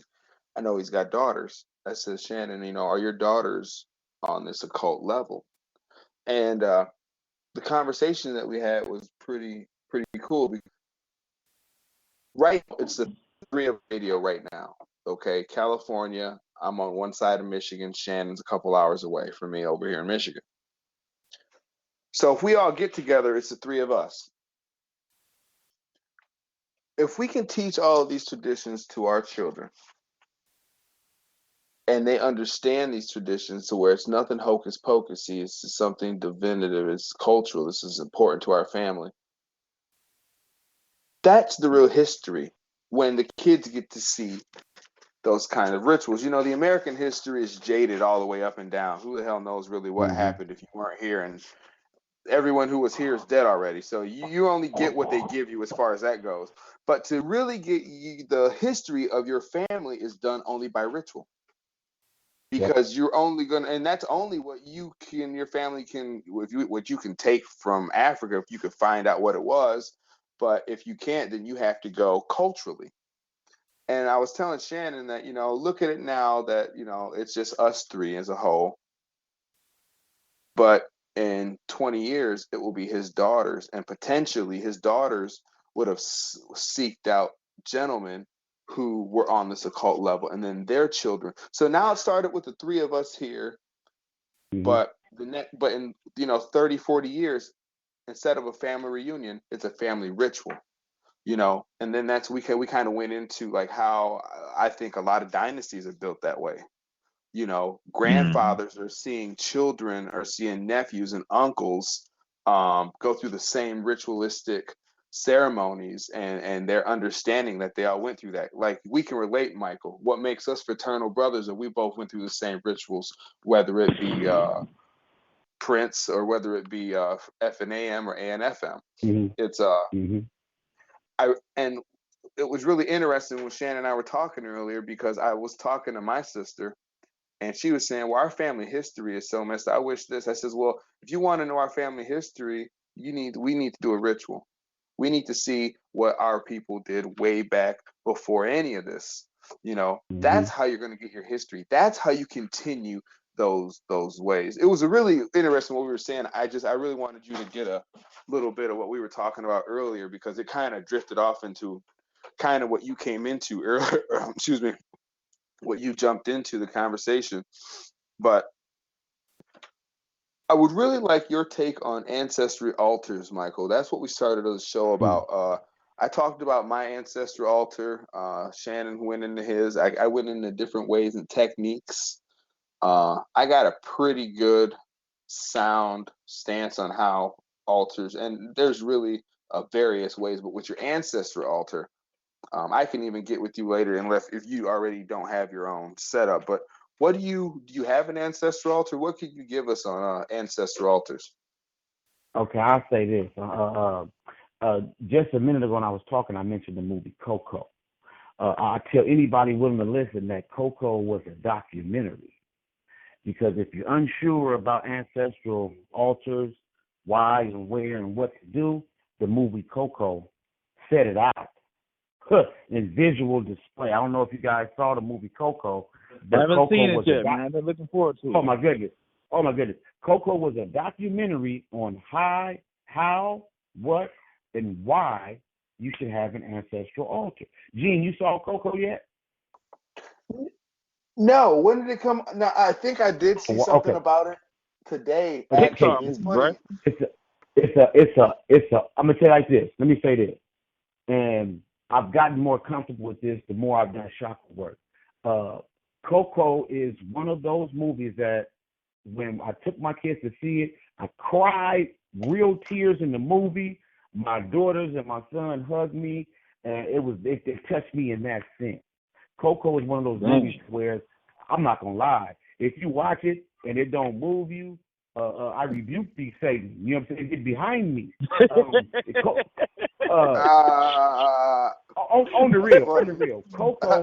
I'm gonna say this: if I'm worthy to give you two brothers some homework, watch Coco. But I'm gonna tie it in whether you saw it or not. I can still tie it in. Initially, my wife, she's not a very religious woman, but she has a lot of superstitions. She's from Florida. She's from down south. She has a lot of superstitions. So initially, and I told you before, I'm in a small place. I'm getting ready to move now, but I'm in a small place. So initially, I had no sacred space I could set aside for ancestors. This is tying back into what we talked about the last two times you guys had me on here. So my first ancestral altar was a mobile altar, and that was by necessity. It was by necessity because factor number one, my wife was not okay with it, you know, and I eased her into it to where now she's okay. But the one thing I told her was when we would go to Chinese restaurants, look, that's an altar. Nothing spooky about it, blah, blah, blah. But to make a long story short, what I first did, I experimented with turning my phone into an altar. And it worked. Because the main thing about an altar is, and I always say this is, altars are designed to alter, ALTER, your consciousness. Now, your ancestors are in your DNA. This is hard for most people to understand and accept. Most people think that their ancestors is watching them jack off and have sex, and floating around with them while they're at work. Your ancestors are in your mind and in your DNA. You access them that way. So once I wrap my mind around that, and then I added in the fact that whatever your mind makes real is real. So my first trick was, what I did with my phone was I basically wiped it clean. My lock screen and my home screen, I made those collages of ancestors. I created a huge folder in my gallery of nothing but ancestors, and I made it a point online. I just constantly would post pictures of loved ones. And then since I didn't have the space, I took it from my phone. I got my actual backpack, which I had stuff in, got pictures printed out, and wherever I went, I set up my altar, crystals and everything, put the pictures out, put crystals on them, and whenever I read, did whatever, bow, altar right there. And the first and immediate impact, I would say, was, I'll be honest, I say this before I get to the impact. I started learning about relatives I had no idea. I would go to older relatives and say, did we have an Auntie Lucy?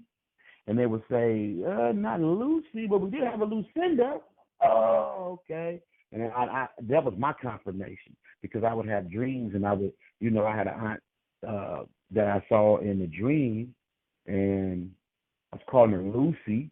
She was a business owner. She was sharp, and she was telling me, I'll show you how to get money, but you got to promise me to say, fuck all them niggas once you get rich. Fuck them all, family, everybody. She was a real mean old lady, but she was like, I'll tell you how to get rich, but you got to be willing to say, fuck everybody. It was funny. It was hilarious to me. But once I got past the hilariousness, I started asking family members, and no, you didn't have no Auntie Lucy, but there was a Lucy. So the first immediate impact is, yes, make you some tea, sweetie. Make your brother some tea too. And the first impact, I would say, was little things like that. And then what I noticed was that was around the time, like I said, about 6 years ago, I made a lot of promises in the astral to relatives. I'll do this, I'll do that, I'll do this, I'll do that. Once I started following through with the promises, I noticed a lot of things. I did a family tree. I contacted everybody in the family, and I did a family tree, and that was really important to my ancestors, and it meant a lot to the living ones too. So what I'll say is, I just want to say this overall, don't get caught up in what you might see. I saw on Facebook, I wanted the kind, I ain't gonna lie, I wanted like what Bobby the Panic Cat. I wanted shit everywhere, but I wasn't in the position. But the thing is, it's not about what nobody else is doing. It's about what you're doing and what amount of energy you put into it. Because wherever your attention go, that's where your energy flows. So for me, my phone, I even had started a Instagram account with my mother's picture. It was called the Decoding Kabbalist, right? It's about 3-4 years ago. And I accessed that aspect of my mom, and it was off the fucking charts. It was incredible. It was incredible. And I say this, I had a picture of my mom in black and white. It was clearly from the 60s. Man, I had so many dudes trying to get at the Decoding Kabbalist because they thought it was a female that eventually I shut it down because I said that wasn't my intention. I started the page because I was doing my ancestor work and I was just acknowledging my ancestors. But the point I just want to make is you don't have to have an elaborate altar. It does help to do your research and find out about different family members, because I will say this too. The deeper I got into working with my ancestors, and not just blood family either, because you got your blood family that you were born into, but before we reincarnate, we make agreements with all kind of people, like us three right now. There's no telling what agreements we had to come back and do what, which makes us family. So I have a grandfather who was my grandfather. He was a real live Fred Sanford. I mean, real live, in the flesh. I could watch Red Fox on TV, but I had this dude in my life. He gave me my sense of humor, you know. But the point I'm making is he's no blood to me. He married my grandmother who already had 13 kids, and he became my grandfather. He's a part of my lineage. You can't tell me he's not on my altar. I don't pour out libation to him. I don't do whatever. So a lot of these things we should start to realize that family, which is why, on the same token, that's why you can add Richard Pryor to your altar and get results. You could add Richard Pryor to your ancestor altar and get results. And a lot of people don't realize that we are all connected. If you ever go online and do one of those I think it's a generational chart. And it will show you, if you go back 100 years, your grandfather, grandmother, your fathers, they pair it off. By the time you go 30, 40 years, the number of people related to you is probably in the hundreds of thousands. Yeah, So it's ridiculous. So it's ridiculous. And people don't understand that there's only so much physical matter. It's all recycled gain. This physical body, this physical earth, matter and energy cannot be destroyed. All this stuff is recycled. So there's only so much material.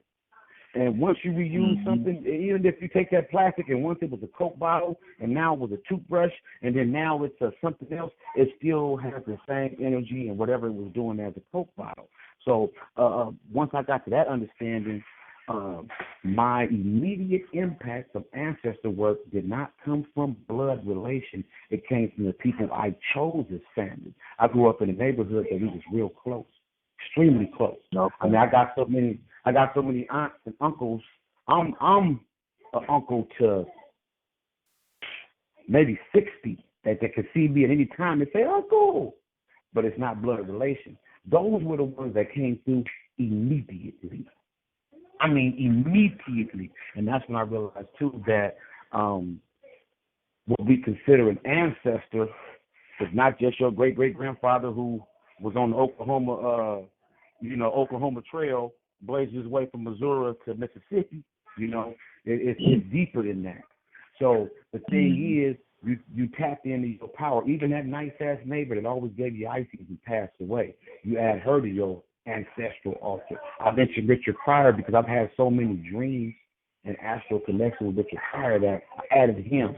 A few others, and it's just something that I think that if more people wrap their mind around the fact that, number one, the ancestors not little spirits in white sheets floating around you and watching you do everything and, stopping cars from running you over.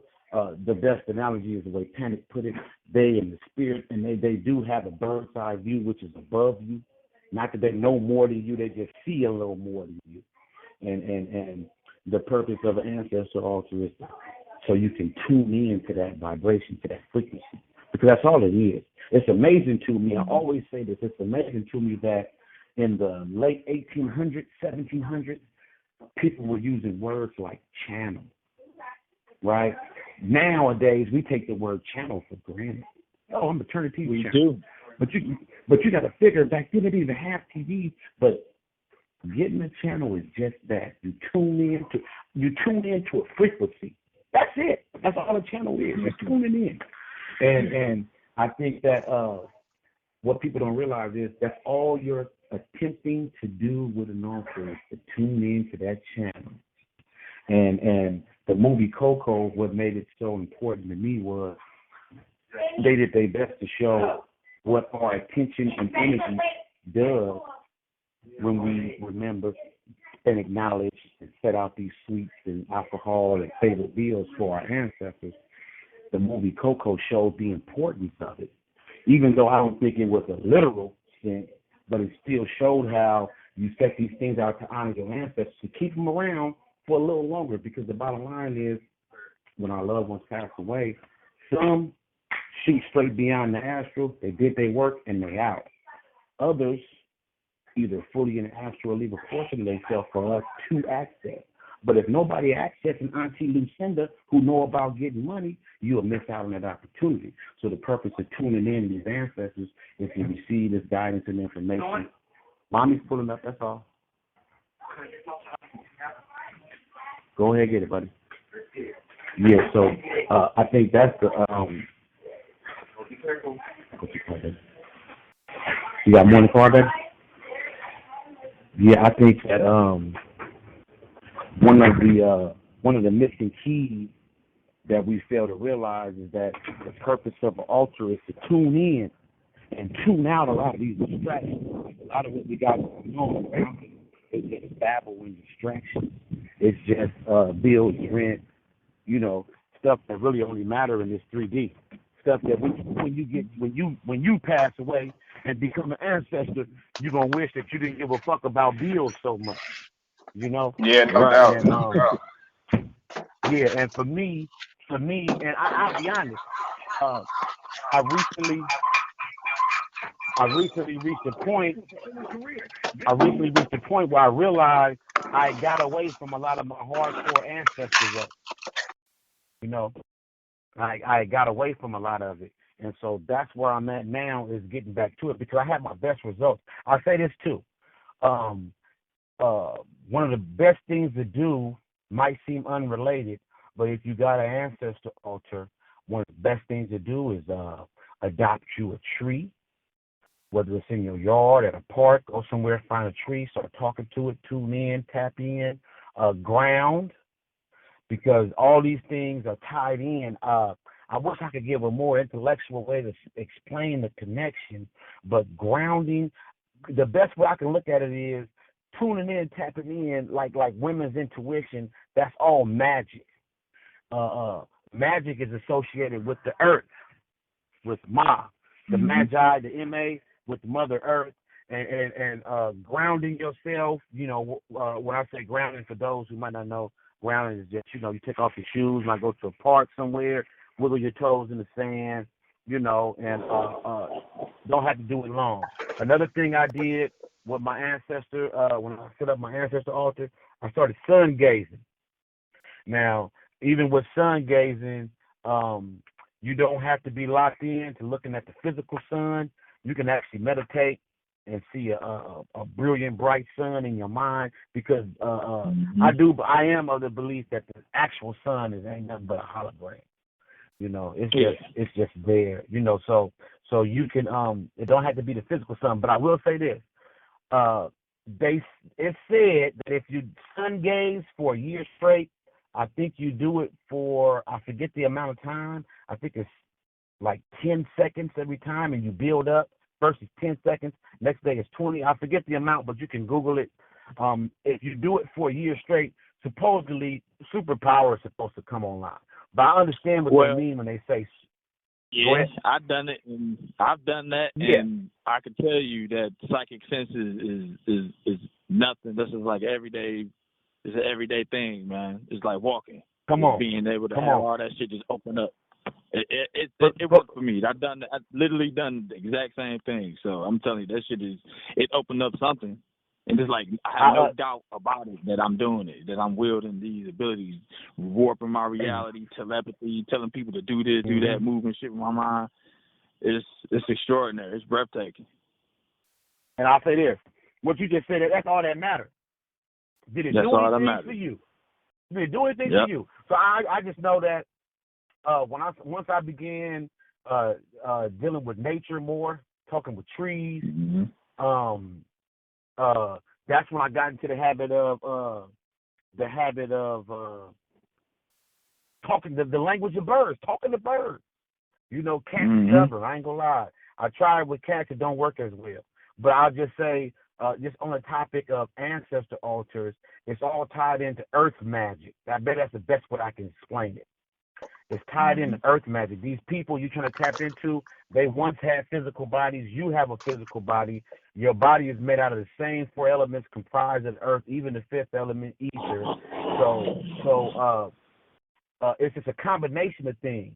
And it's the realer you make it, the realer it becomes. Which is why it's always suggested that you get in the habit of talking to these spirits every day, whether it's out loud or in your mind. And I say this too, anger gets shit done. I've gotten mad at my family before, pissed from my dead people. Dead people ain't even here no more. Got mad, cussed them out. I remember the first time I cussed my mama out in the channel. I felt funny, but nah, you about to get this work today.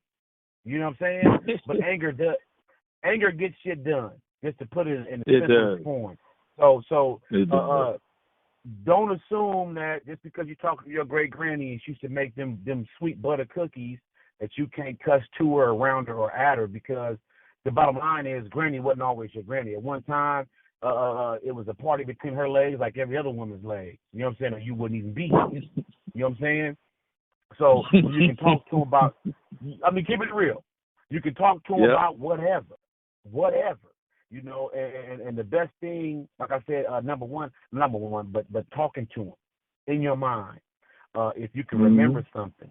It also helps to get in contact with other family members and ask questions about them. Because sometimes you might be jingling a family member line and can't get their attention, but just by talking to your great uncle and asking him something, that might get their attention and it open up the channel for you. I will say this too. An unexpected result of me doing ancestor work, I tapped into all other kind of people too, which is why I was saying earlier about it won't always be just your direct lineage, you know. And I was amazed. Trying to think of somebody I could mention that I did tap into. Okay, Manly P. Hall. I tapped into Manly P. Hall accidentally. At the time, I had no idea I was going astral, but I would have I thought it was a recurring dream, but I would climb up this statue. I always started off in the neck. I had on my little Masonic gear and shit. And at the time, I didn't know who it was because the whole scenery would be black and white. And me and this dude would talk about all kinds of shit. Around the horn. Mostly we talked about symbols and shit like that. And one day I happened to be online and I saw a black and white picture. Now, mind you, let me back it up. I've always been a well-read person. I have a thing where I collect quotes. I've been collecting quotes probably since I was about 16. And I hear a good quote, I write it down. Well, I had no idea who Manly P. Hall was maybe 2 decades before I became a Mason. I had no idea who the dude was. He had some bomb quotes that I came across, and I wrote them down. That was the extent of what I knew. So I try to think to myself, maybe I thought this shit up because I knew of. No, I didn't. Had no idea who the dude was. But definitely not no black and white pictures of him. And that's what it was. So the same thing with Richard Pryor. I had Charlie Murphy came through. Oh, okay. But these are things that when you just in the middle of working, it happened. I started realizing through my dream journal, I realized that in a lot of my dreams, especially when there's crowds of people, Richard Pryor was always in the crowd. He was never up front, but he was in that crowd. So I added him to my altar just based on that alone. You know, when you go over a dream, and you're writing down details, and you say, oh, man, Richard Pryor was there. You know, and the thing with Charlie Murphy, we was chopping it, and it's always gateways and guardians of the gateway. And we was talking, and we was sitting outside of a house. And at one point he said, let's go inside. And I got up to go inside. Right when we got to the front door, man, he started roasting me. I mean, just shooting jokes. and the thing about it was, even though, you know, you be in those dreams and, you know, you lucid, but you're not that lucid, I caught a complex. And I was like, oh, no man, why shit. you roasting me? I was like, why you roasting me? We was just kicking it. He was like, man, your breath stink. Man, this motherfucker right here. He just started shooting. Man, he just started shooting joke after joke at me.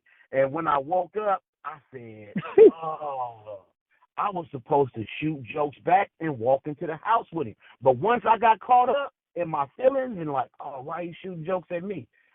It was a rap. He told me, man, you said, you don't need to worry about coming here. You need to go on somewhere, man. Get up out of here. You know, it was like that.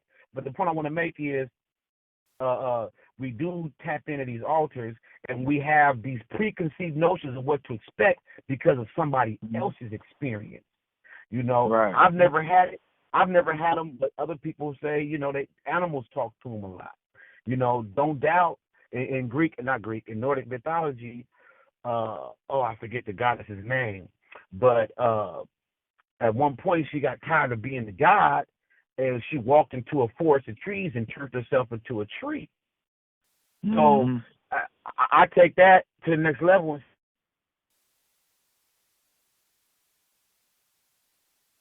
Astral, I'm going to become a fucking tree because something drew you to that particular tree. And my thing was, I tell you some funny shit. Once you get in the habit of tapping into these entities and ancestors, you really start trying to tap into everything. It don't matter how animate or inanimate it is. And one time I got a crystal. I'm a weird cat. I give my shit weird ass names, you know. The tree I used to chop it with was named Abak Sephir, you know, and I get all these weird ass, long ass weird names.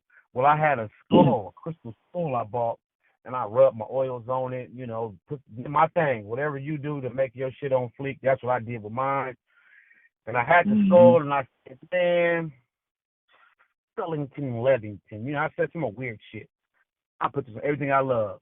That crystal jumped out my hand and rolled into the couch. And I busted out laughing. I was looking at the couch, I couldn't find it, and I finally just said out loud, okay, man, my bad. I won't give you that name. You know, come on back, man. That crystal was like, fuck that. You are not about to give me this weird ass name.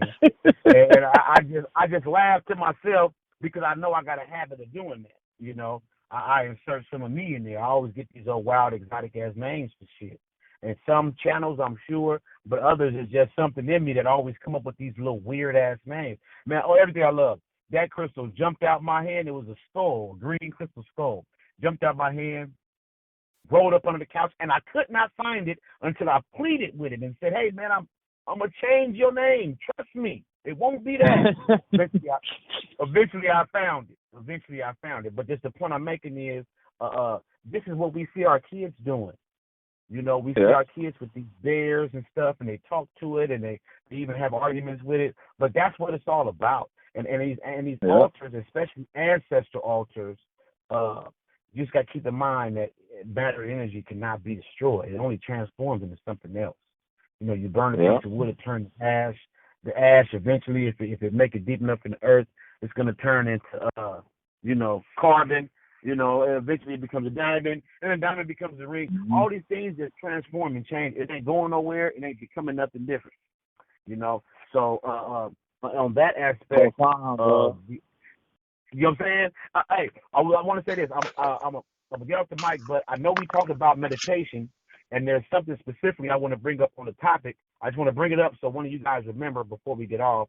I do want to talk about a certain aspect of meditation, and it's a destination, something that everybody shares. A lot of people have been there, but I just want to bring it up real quick, and we can get back to. I know the Ancestor Altars was at the beginning, but that's in terms of Ancestor Altars.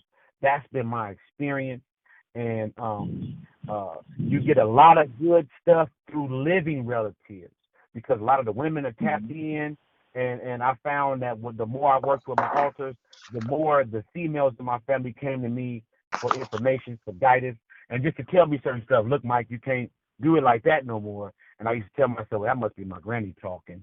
You know, that ain't her talking because me and her never talked like that before. And I think that's important. Just to wrap your mind around, a lot of people get these altars. I think half the people with altars don't know what to expect. The other half are expecting somebody else's experience. And the thing is just search for your own experience. You know, search for your own experience.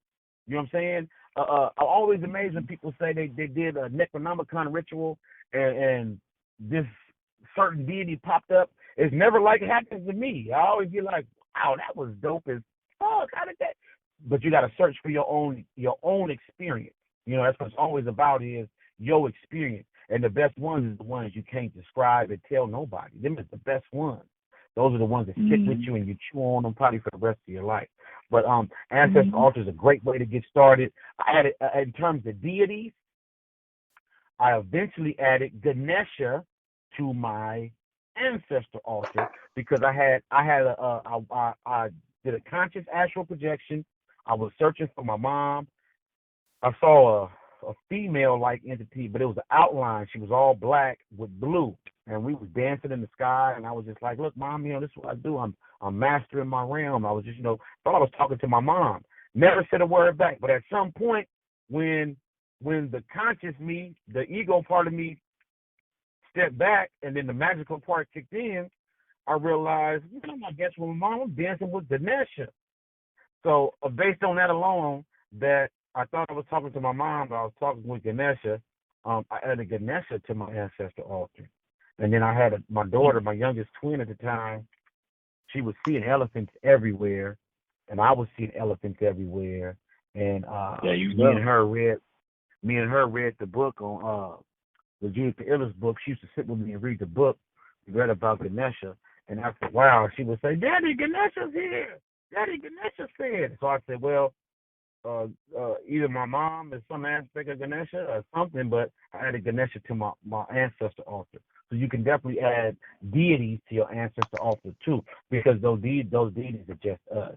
And we got certain loved ones that in the physical flesh, they was different aspects of different deities in the flesh, and we just didn't realize it. So, there really is profound shit, man. There's no rule. That's the bottom line. No. Damn. Hey, man, Gene, this motherfucking, this show on these altars, man, this shit opened me up like a motherfucker. Altars is where it's at. About it before the past.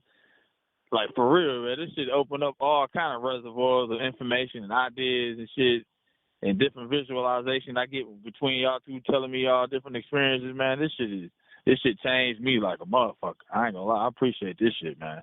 Michael, really quick, guys. It's 11:30 my time. Michael, how you doing on time on that end?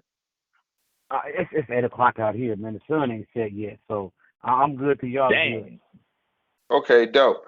Well, Michael, there's something that I need to talk to you about, and I probably need to talk to you off air about it.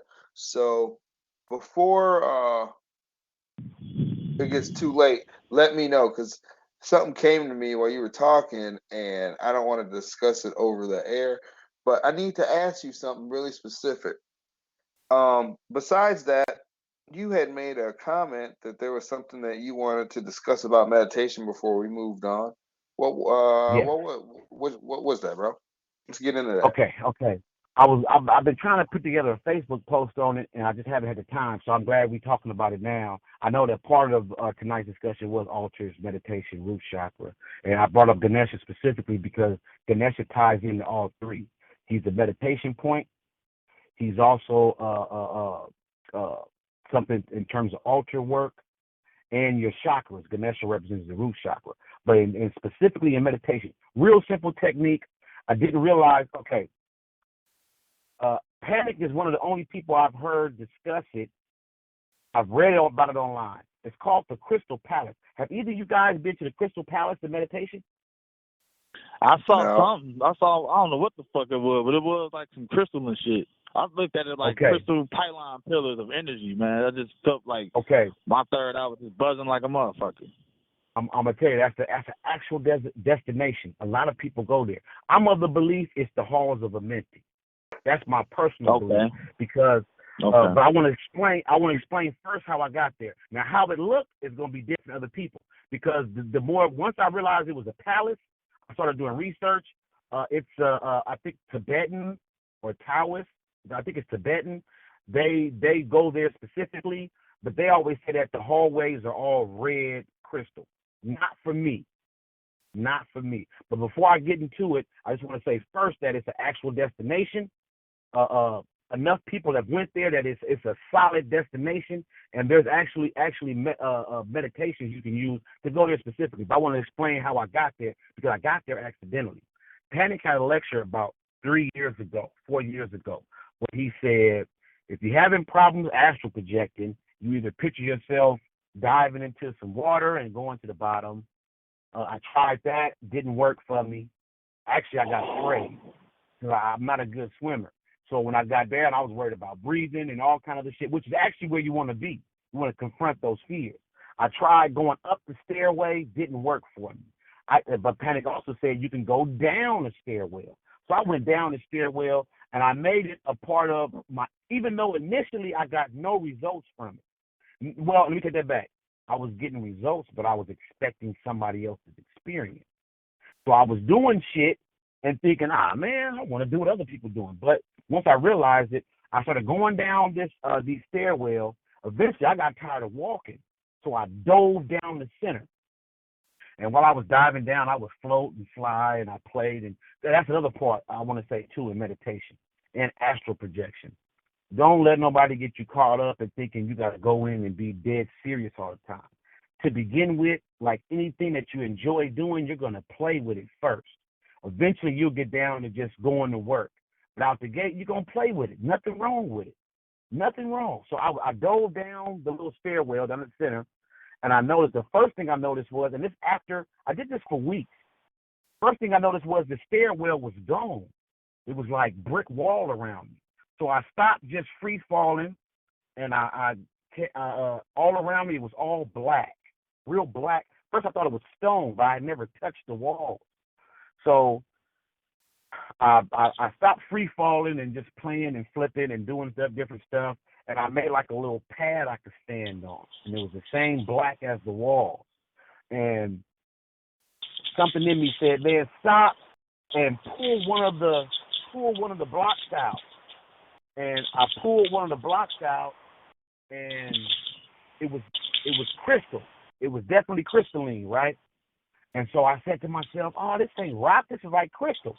Well, once I started paying that crystal attention and looking at it, it was black crystal, but it had a green glow to it. And I would open them up, and sometimes there would be notes and messages inside the rock.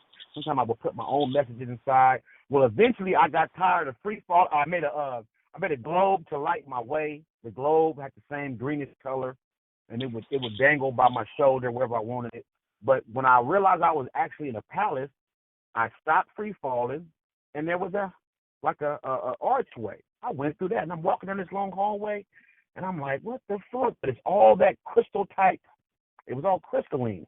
So finally I said, man, I'm not looking for a door. I'm going to make me a door. So I went in meditation specifically to make a door to cut through one of these hallways to the other side. Well, what happened for me, and I'm sure it was just an aspect of where I was in my work right then, I didn't open the doorway. The crystal became I could see through it. It was transparent. And what I saw inside, it was all kinds of creatures, animals, alien-looking, just animals. But they all had, what's the word, anthropomorphic. They were all upright, walking. They all had like human bodies and animal heads. Or if it was a giraffe, it was like imagine a tall-ass giraffe standing up but walking like a person. Some of them had glasses on, lots of birds. lots of greenery. If you can imagine, but it was a library. It was a library, and I said, "Oh shit!" I just said, "That's Akash. That's Akash." So what I did, I never actually physically accessed that part of it. But what I did, I was heavy in the sigils at the time. What I did, because the thing is with sigils is the one you make and forget is the one that comes through. So what I did was in the astral, I made a sigil that I knew I would never remember. I set my intent, and I made thousands of copies, thousands, and I littered that library with them. Littered them to where I would watch the creatures pick them up, and all these magical creatures looked at my sigil. But the more I got into research, I realized it was the Crystal Palace. And I know the result I got from getting to it. Now that I've done other things like past life regression and different types of meditation, I know that it's a destination that anybody can access. You just got to focus on it, have your own idea of it. Like what Shannon said with the crystal pylons, I saw big pillars like that too. So it's a definite place. And for me, it came from, the thing about meditation is the more you focus on one thing over and over consistently, the more you build that world. So I won't say that I went there. Yep. Go ahead.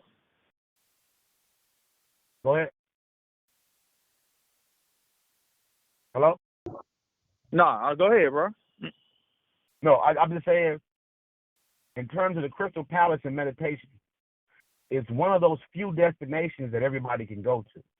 You know, a lot of things you do in the astral, it's ethereal. It's I forget the word, but it's ethereal. It's not solid. You might go there, but nobody else can. And from going to the Crystal Palace, my focus became, how do I draw different people to the same place in the astral at the same time? And I haven't had any success, but to be honest, I haven't had many people willing to work with me at the same time either. But I just want to say that Crystal Palace, when I heard Panic speak on it, and then I found out that these Tibetans speak on going there, but they all say it's red. So pinkish red, which is, could be made synonymous with the heart. I saw black and green, which those colors for me represent the heart chakra and knowledge, because Daf is that black dot at your throat. So I just wanted to speak on that, and I'm really curious to see who else has been there, because I'm certain other people have, even if it was only a glimpse. For me, it was just that I went there every day. To where it became something that it became a literal destination for me, and that's basically it. I'm just really curious now as to who's been there, what they've seen, and how to hook up there. Like I said, for me, for whatever reason, I was walking down these long hallways that didn't even have doors, and but I got all my gnosis from pulling out blocks, and there would always be messages for me inside the crystal block.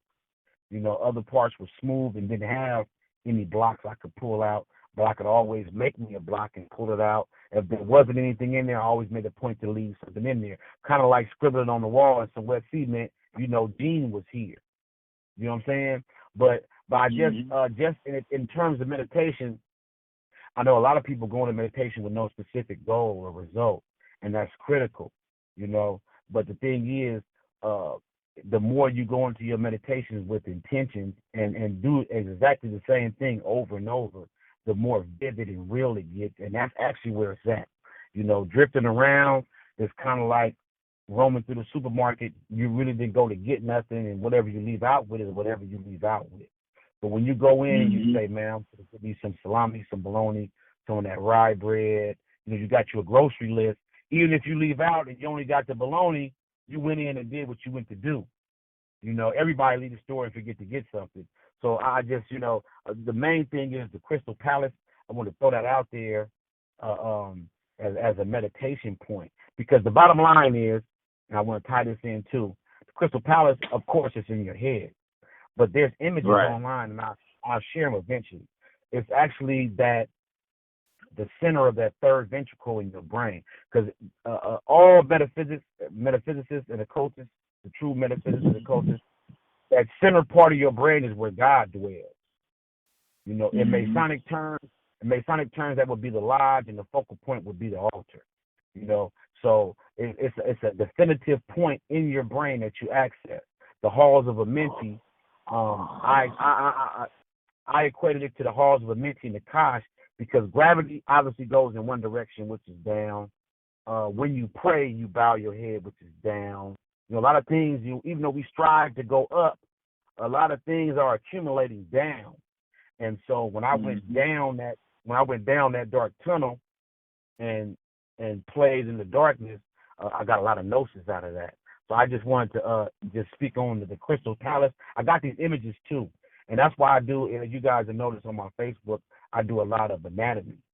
I do a lot, especially the brain's anatomy, and you know, the thalamus, the hypothalamus, the amygdala, you know, the hippocampus.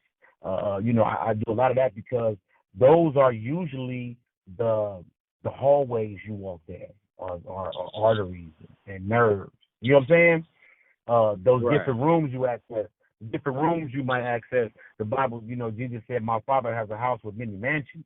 That's just in your mind, and we access these things, and it's just a matter of accessing it consciously. And if you got to have a deity or a loved one roll with you, then that's what you do. You take somebody with you and you go there.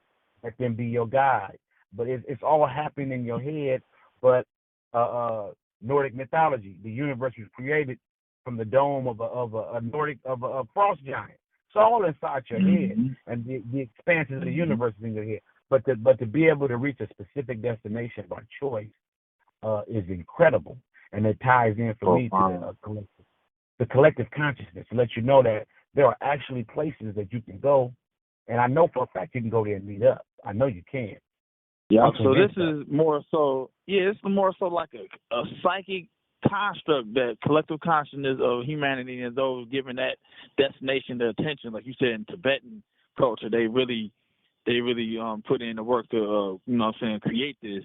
It's a psychic focused energy that created this construct within this etheric realm like that.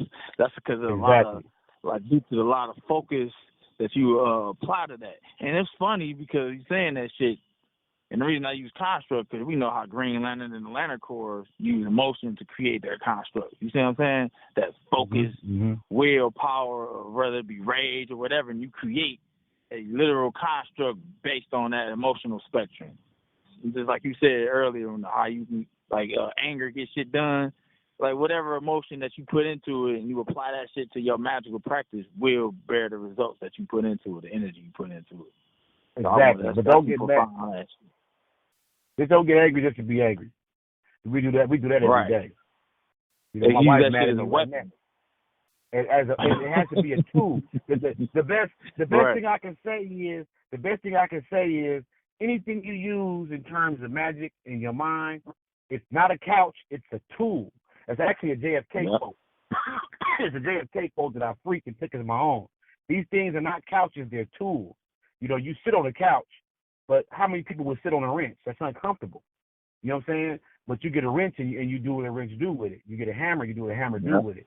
And that's why we have so many different deities. That's why we have so many different altars. You might have an altar for this, an altar for that, because they're just different tools to access different things. You know, you wouldn't go to work on your watch with a hammer. You want some real small tools, you know, a magnifying glass.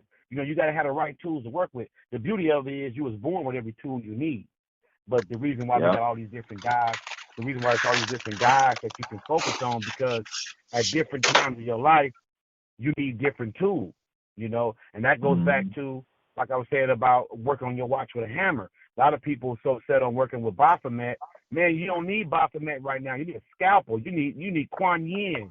You know, you need a delicate tool right now. You don't need Baphomet, you know. And so a lot of times it's about, even with your ancestors, to tie it back in, knowing which ones to work with. At the time when I first started my Ancestor Altar, a lot of my homeboys that I knew that passed away was coming to me, you know. And I was just like, you know, I'm looking for my mama. It's cool. What's up, homeboy? What you doing? How's the treating you on the other side? But I'm looking for my mama. Eventually, my one homeboy that kept showing up, man, help me find my mama. And me and him would roll every night. I said another thing. In the course of me looking for my mom, I was trying to use Ganesha. Well, eventually I found that when I would meditate, I would see this huge eye. And then one day I said, what the fuck is that eye attached to? Well, it turns out it was a huge black snake. But the snake had feathers. And the feathers were so black that they were kind of purpley pearlescent. They had a purplish sheen, but the purple, if you look close at the purple, it had all the colors of the rainbow in it. And at the time, I had no idea. I did my work. I found out it was Quetzalcoatl. Man, let me work with Quetzalcoatl because obviously he's coming through. And Ganesha ain't getting it done for me for what I want to do. And then as soon as I started working with Quetzalcoatl, either as I was going to sleep or doing meditation, I would see huge Aztec and Mayan wheels with their pictographs on it spinning though. And I don't know. I did my research. I don't know how to read that shit, but I saw it constantly. So, whatever it is, hey, let's do it. And you work with what you got going on. So a lot of what we do, you just can't look for nobody else's experience and then do your due diligence. You see a big black snake, and I thought it was scales, but it was feathers. So I said, a black feathered serpent. Googled it. Quetzalcoatl popped up. First time I saw image, that's him right there that I saw. That's him. And so a lot of the things we do, especially meditation, is you'll think that you sat down and meditated and didn't have an experience, but if you reflect back on it, you realize you did. You most likely you were expecting something else to happen, and you wasn't looking for what did happen. So that's the one thing I want to say. But this on the Crystal Palace, the meditation is, I would love for more people to start working on that palace, and I'll catch you at the crossroads. But the bottom line is, just don't look to have anybody else's experience. And even though it's all in your head, these places, some of these places and destinations are real. I say real, not in a physical 3D sense, but it's like imagine you were on a flotilla in the ocean, bunch of boats tied together. Once those boats disengage, they unattach themselves, those boats might float over to anywhere. But in that ocean, there are islands that ain't going nowhere, and that's what your mind represents. And that's even what those planets represent. But even what those planets represent too. The thing about these planets is most people don't realize is that the planets more so are just different realms of thought, which is why I think it would be hard to meet somebody on Mercury unless we was just that in tune and on the same vibe, But in terms of in the astral and this collective consciousness, there are constructs that just exist, and you'll be amazed when you do your research and you see that somebody else spoke on it. The times change, but I think almost everybody has had a dream where they were in a different era, whether it was the Romans or the Aztecs, the Mayans, everybody had these, because time is a stream that's moving in a direction, but at those times that was a reality, and not any reality can be accessed, and that's all you're really trying to do is tap in, and like I said too, have fun. Eventually you'll get down to work. You know what I'm saying? But have fun, because that's the only way you're going to keep working. If you don't enjoy what you're doing, you'll stop doing it. Or you'll be like a person who go to work every day and hate their job, and you'll miss out on the moment, That's all I wanted to bring up. I'm a still put together a good Facebook. That's a real good point. I still want to put down a good Facebook post because this is my social survey.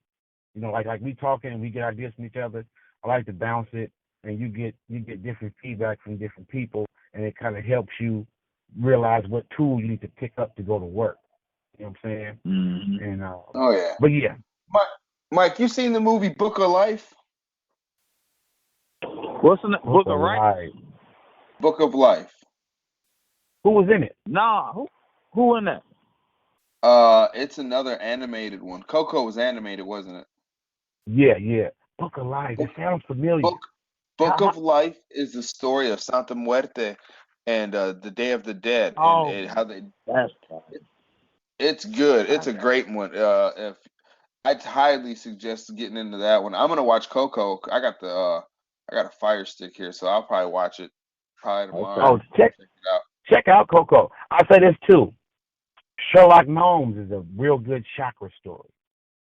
Real good chakra story. Ready Player One was another good chakra story. If you haven't seen it. Oh man, Ready Player One. Hey man, I still ain't seen that shit. Still ain't seen it, man. Oh I'm man, Shannon, you gotta get a Fire Stick. Yeah, you do. Or I tell you this, I'll jailbreak it for you, and you'll be legit all the way. Everybody assumed I saw it because this is my shit. I'm like, I didn't see it. They're like, what? What the fuck is you doing? I'm like, man, I fucking forgot. I did a dope breakdown on Ready Player One. The surface story was net. The surface story was net neutrality. You know, that's a big thing right now, controlling the net, blah blah blah. These corporations controlling the net. But the underlying story, chakra story, it was the whole movie was conducted in the astral. The whole movie. Yeah. Whenever they went virtual, they was accessing the astral, but they was accessing it together. Like we just talking about. Yeah. Meeting up and saying, Shannon, I'm gonna meet you at the corner, whoopty whoop and whoopty whoop. They just had a better command of the astral. But it was a real good Ready Player One was dope. But it's usually the kids' movies. I'm not gonna lie. It's usually the kids' movies, you know. And Bobby Avatar: The Last Airbender was another one we were talking about earlier. That I don't know if you've seen that, but little Aang went through a full chakra. It was a whole episode where he went from the T to the B, all the way from the top to the bottom to unlock his full potential. And I mean, if that didn't give you step-by-step instruction, there's nothing else that's going to make it more simpler. I mean, they literally went from him sitting down in the lotus position to working through the situation to the breath afterwards. I mean, it's so in-depth. I can't believe that it was allowed to be on television. Like, it's that much in your face. Right, it's for those who got the eyes to see. You know? Yeah, no doubt. But it also ties into it also ties back into what we're saying. These are all kids' movies. These shows are designed for kids. Even though later on in life, I'm telling you, I'm a conspiracy theorist too. I swear, even though I know there's only one story to be told, no matter how you try to change it up, there's only one story. But still, no matter how much they try to indoctrinate us, we have to be given these basic tools at a young age, which is why you give your kids blocks and triangles and circles to play with, which is why you go into a preschool and you see the ABCs, 1, 2, 3 shapes and dodecahedrons all on the wall. Why do you think they don't have that on the wall when you're in high school? Which where it should be, because now you're at a level of cognition where you can relate these shapes to other things, right? But the thing is, there's some kind of unspoken rule, or maybe not even a rule. Maybe this is just something embedded in our DNA, because all parents do it, whether they in third world countries. They give these kids the same shapes and stuff to play with because it's critical. These are building blocks. If you don't get it, you're not even human. I'm pretty sure somewhere in the lab they raised the kid with none of this shit, and I bet you he was a raving lunatic and a psychopath. You know what I'm saying? But we get these tools at a young age, and by me having kids, by us having young kids, I dive into their world. We go watch movies. My thing is, if we go to a movie, I expect my kids to come out telling me who the main characters was, what was the goal, what was your favorite scene, what was your funniest scene, what was your saddest scene. And for me, this is my way of giving them the tools to decode movies in their life. You know, my daughter, my wife makes all the kids say prayers before they eat. I bow my head. I might talk to Cthulhu before I eat. You know. So my nigga. You know, my daughter though, she was saying, Daddy, what you do when you pray? So I asked her, what you do when you pray? And she told me, I just say, she said basic little, bless this food, blah blah blah. I said, you don't ask for nothing? Oh, I said, oh, baby, you never pray without asking for something. I can ask for a bike, maybe ask for whatever you want, but you better get in the habit of asking for something. But I try to give them these tools in little ways so that when they get older, it's not even a conscious thing that they do. You know, I was talking to my daughter about God. My children, as rightfully so, they're very spiritual. Right now, though, they want to go to church. I don't want to do that shit. I'm not going. I did that work. Now, if you want to go, you call one of your aunties, one of your cousins, and you knock yourself out. I'm not going to block it, but don't expect daddy to roll with you. I did that. Well, I was talking to my daughter, and we were talking about God, and she was just, he. I just, how you know God's not a woman? Huh? God's a woman. And so we talked about it, and I just had to put it in terms you can understand. Who do you think was the first face you saw when you came out your mommy's tummy? A woman. The God's most likely a woman, baby. God's the creator. You know. So I just try to do these things. I don't try to pound them and make them recite the Kabbalion. I don't try to do that, but I try to give it to them in ways just to make them think, and so they can put these tools in their bag. I was raised, had an uncle. He called it the man bag. And he said, you know, he was real young. And he said, every time you learn something new, you drop it in your man bag. And, you know, the man bag is infinite. You can throw as much as you want in there, but you got to have something in there. He said, because later in life, you're going to come in situations where you have no idea what to do, and you just reach in your man bag and pull something out, and it's going to help you. So I changed it up. We have the woman bag. You toss that in your woman bag, baby. You're going to need it later on in life. And so a lot of these things that I get my kids in terms of occultism, I mask it. You know, the stuff that scared my wife, and I just got a book, a Manly P. Hall book, Occult Anatomy. Not Occult Anatomy of Man. It's another one he has called Man, the Grand Symbol, the Occult. It's called Man, the Grand Symbol, and Essays on the Occult Anatomy of Man. Well, on the front is a skeleton leaned over a pillar with a book open, and the skeleton is like really pondering this little document he got open in front of him. And my wife was like, what's that? Turn that book over. But my daughter was like, what's that? My daughter said, what's that man doing on that book, Daddy? He's studying. Why is he a skeleton? And we had a good discussion. I don't try to scare him. You know, I don't try to scare him. Lately we've had a lot of deaths in my family. And, you know, of course, for children, death is like destruction of the story, of the myth. You know, they young, bodies heal. You know, everybody's around forever. So to lose these people, my son is a dopest. My son is autistic. He goes astral every night, talks to who he wants to every night. Incredible. Wow. So right now, right now we're trying to wrap our mind around where people go when they die. In the spirit, baby. In the spirit. Where's the spirit? Is it up above us? I was telling my daughter today, because they was telling me we had a memorial service last night for some family member that passed away unexpectedly. This is his first birthday since he passed, and everybody's hurt, including myself, you know. And we released balloons.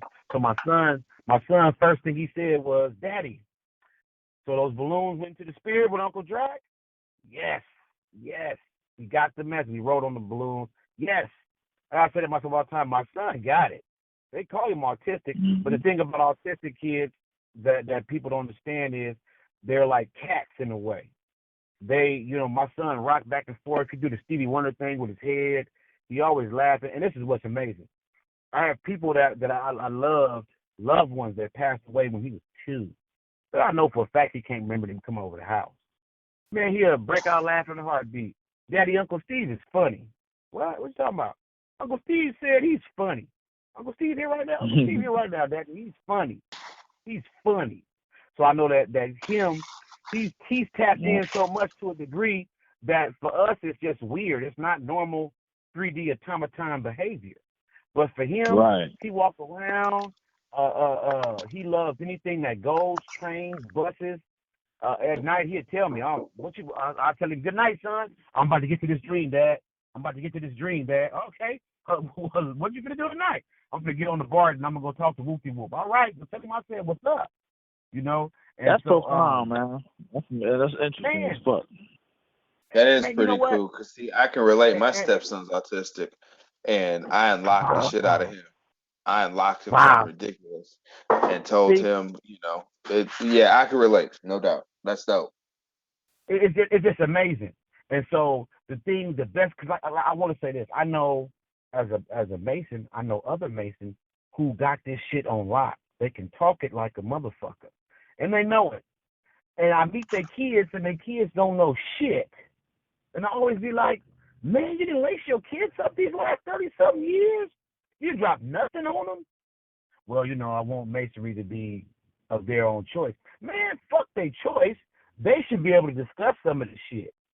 You know what I'm saying? They should be tapped in. Right. And my whole thing is, especially I'm kind of glad that for the last 4 years I haven't had the space, that my kids got to see me with my crystals, setting them out on full moons, and like we was talking about, establishing these family rituals.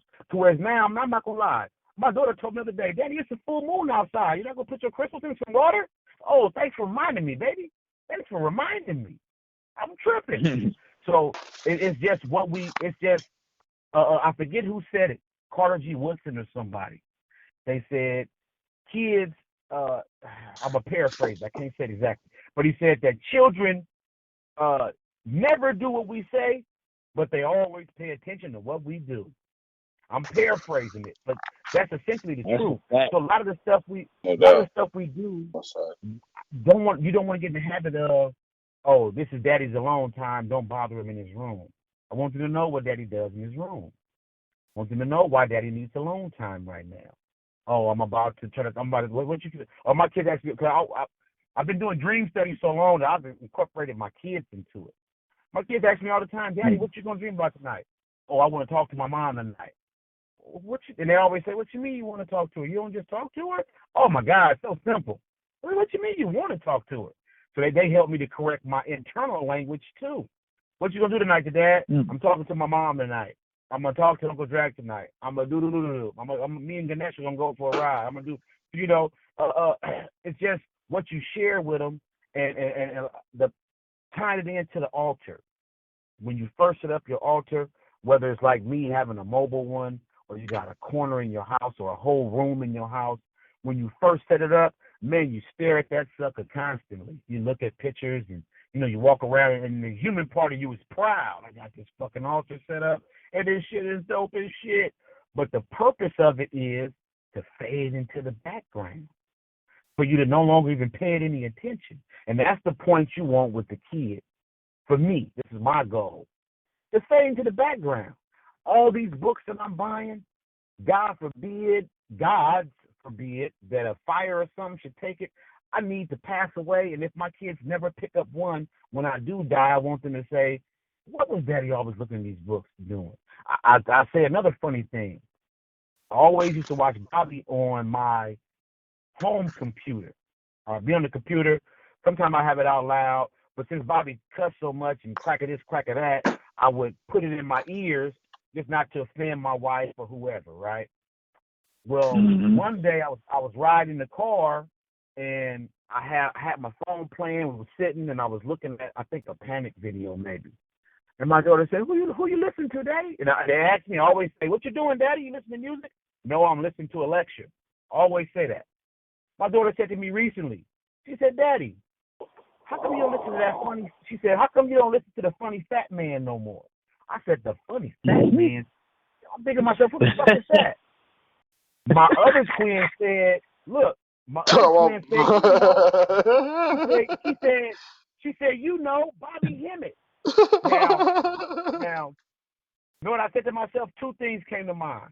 Number one, they was paying attention when I thought they wasn't. But number two, I told myself, oh, all my kids are on. We all have the same YouTube. My kids use my YouTube account because I want to be able to access their history of what they watch, right? Right.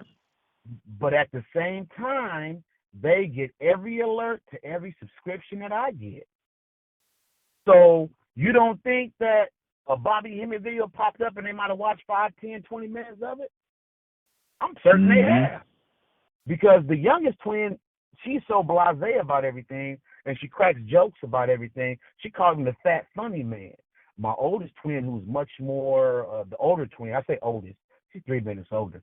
But the one that's more observant, and I swear it's my mom, because she'll check me in a heartbeat. Now, Daddy, no, you should have done that. Go back in there and do. So anyway, The older twin is the one that said, Bobby Hemmett. And then to tie it in, this happened some months ago. Lately, I got back on Bobby Hemmett just to get books and, little certain pieces I'm looking for. And the older twin said, "Oh, you back watching Bobby Hemmett, huh, Daddy?" So my mission now is to give them more names, because I know that at some point when they get older and they have a better understanding, they're gonna say to themselves, "Oh, who was that fat funny man you listened to? Oh, that was Bobby Hemmett," and they gonna tune in. I know it. It's just the way life goes.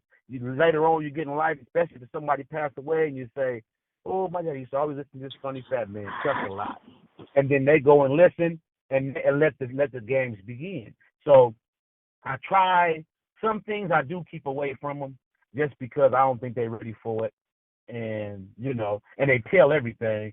So I don't need them to go back to their mama. Daddy was watching, So, but overall, I hide nothing from them. And I tell my daughters, if you ask a good question, you get a good answer. So, and another thing I want to say about altars, I know it's getting late on y'all end. I want to say one more thing. A lot of people, altars are sacred. Don't touch nothing. Don't eat nothing off of it. Don't do this. Don't do that. Man, that was one of my fears. I let my kids touch the crystals. I let them play with whatever. I let them touch whatever. When I get my little nephews, the little bad ones that come over, like to touch every motherfucking thing. Now that's why I got my action figures up high in a way. But the crystals, the statues, to a certain extent, I even let them pick the statues up. Because, again, these are things that I want to go from being an oddity to something that's just in the background. And so don't get to the point to where you got so much of your pride and ego set into your altar that, especially a family member. Because the one thing you got to understand about an altar is altars draw down energy. Most people put them in corner of your house where it's like an energy nexus, a vortex, energy sucked into the corners. Usually people put their altars in corners and don't even know it, but it's a lot of energy there. So the thing is, nobody's going to touch that altar they ain't supposed to. Another person who ain't supposed to, it's going to be like a static shock. "Oh, man, I'm out of here. You got that." I done had several people say, "Man, why you got that skull right there? Man, you always got some weird shit. I'm out of here. I'm gone." Bye. Energy says goodbye. So kids being more curious and being more of a neutron as opposed to a positron, and kids being more neutral, they tend to gravitate to these things. That's why they want to pick them up. I got a nephew that loves animals, so he come. I got a big ass Ganesha statue that I love, and it's ceramic. Man, you always want to get Ganesha and fly him to the house. Listen, nephew, that Ganesha does not fly. You get one of them small ones, and you can do all the elephant sounds you want. Don't pick that one up. You know what I'm saying? But something about it attracts him to it. You know what I'm saying? And so I just like it that now my kids, all this shit is in the background. They don't even touch it no more. My son is the only one that say, "Daddy, can I play with your crystals?" Yes, just please put them back where you got them. Please, that's all I ask. And I've gotten to the point now where I don't hawk over them while they play with it. You want to get the crystals, go ahead, just put them back. That's another thing. Kids always want what we say they can't have. So you don't want to put too much emphasis on it because that's going to just draw them to it.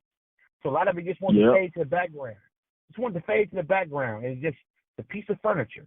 And that's all it is. And if they ask, if you really want to know, we can break out a book and we can read about it. But otherwise, pay it no mind. Pay it no mind. If it's talking to you, you talk back. And, and that's about it. But I know it's getting late. I don't want to hold it up. Gene, if you guys. Yep, we got something else we want to cover. We're going to cover the root chakra here. Good. I got some stuff here. But no, I like what you gave us, Michael. You really bring us a really good perspective on a lot of stuff, and I'm glad you caught on, because I was like, man, what's going on? I didn't know if you got the email or what was going on. I was hoping everything was straight, because usually you respond, real quick. But either way, I'm glad you made it. So we're gonna jump into a series. At the end of every show, I want to go into one of the chakras and giving people techniques in the chakras, and then you guys giving your experiences with chakras. We're gonna start with the bottom, the Muladhara. Does that sound familiar? Muladhara, yeah. Oh, I'm saying it wrong. It was Muladhara? No, ain't no wrong way. Okay. Muladhara, the DH could be a TH sound, or you can separate Muladhara. It's all the same. Yeah. Okay. The Sanskrit word for root. All right. The color red. It's usually associated with the lotus flower.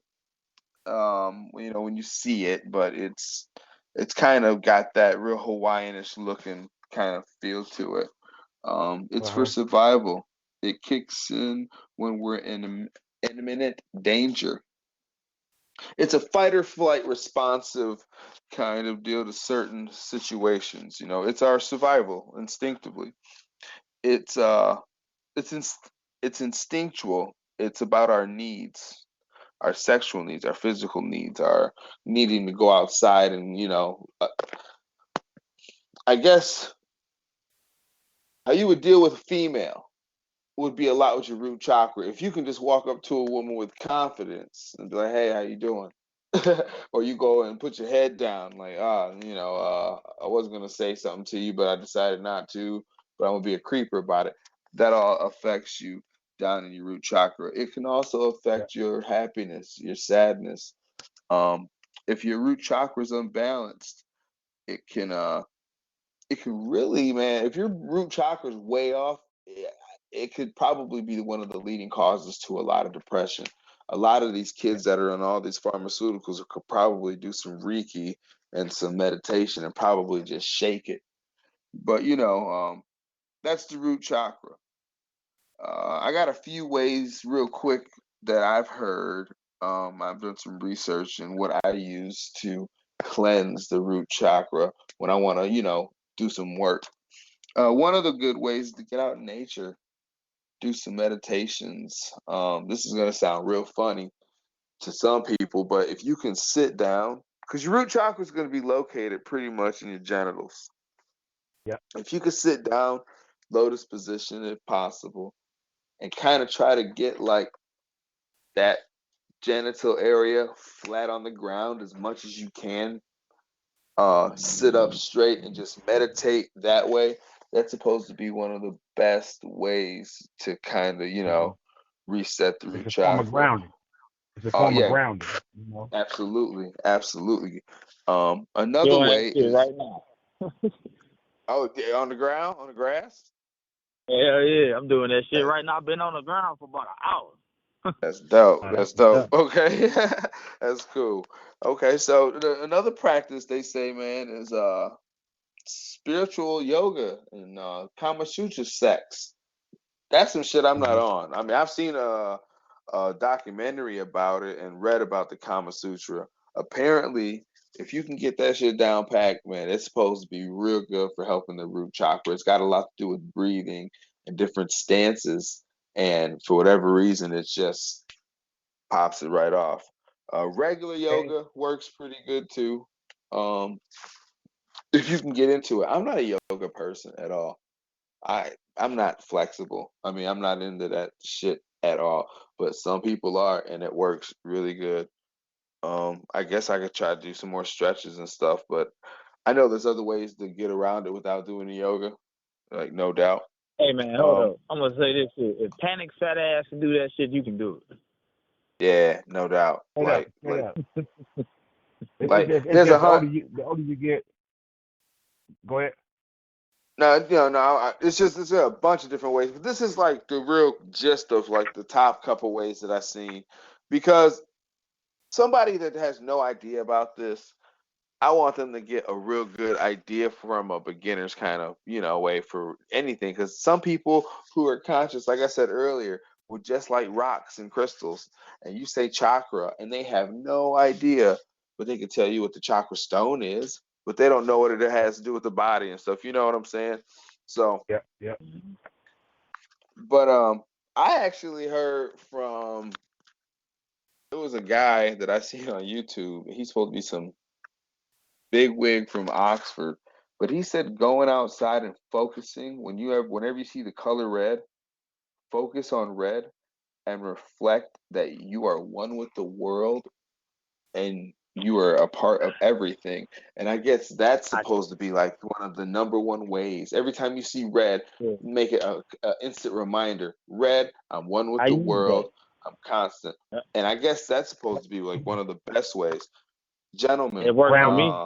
what do you guys say as far as that goes with what can you add to someone who wants to get into this and needs some real good guidance on cleansing their chakra? What's worked out for you? Let's start with Shannon.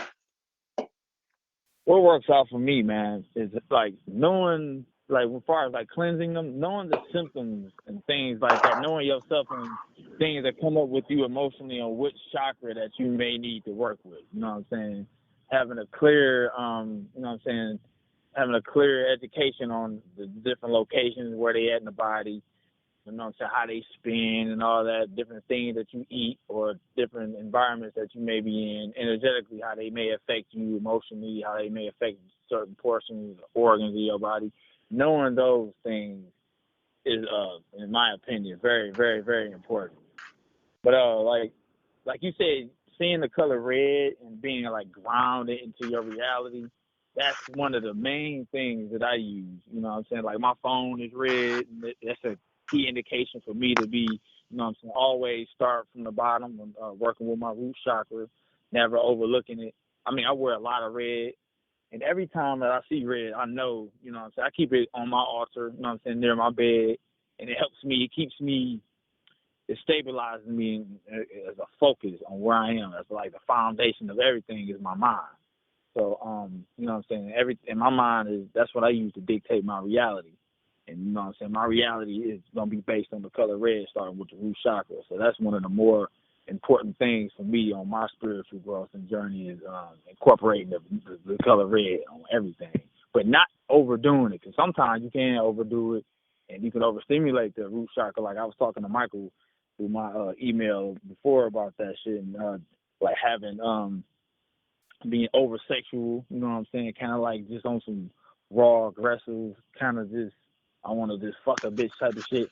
Those things can come up when you overstimulate your root chakra and you're not giving it the attention it deserves or needs when it comes to cleansing it, so to speak. So I can tell you 100% that's one of the you know what I'm saying, the drawbacks from that shit. So I would say, man, give it a focus, man. Look into all 7 of them.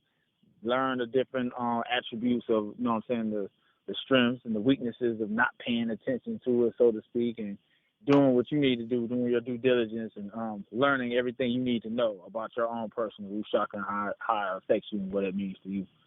Go ahead, Michael. I want to hear your shit on this shit, bro. Yeah, definitely. Okay. Let's hear this stuff for the thing. Statement. I'm gonna dive in on some practical.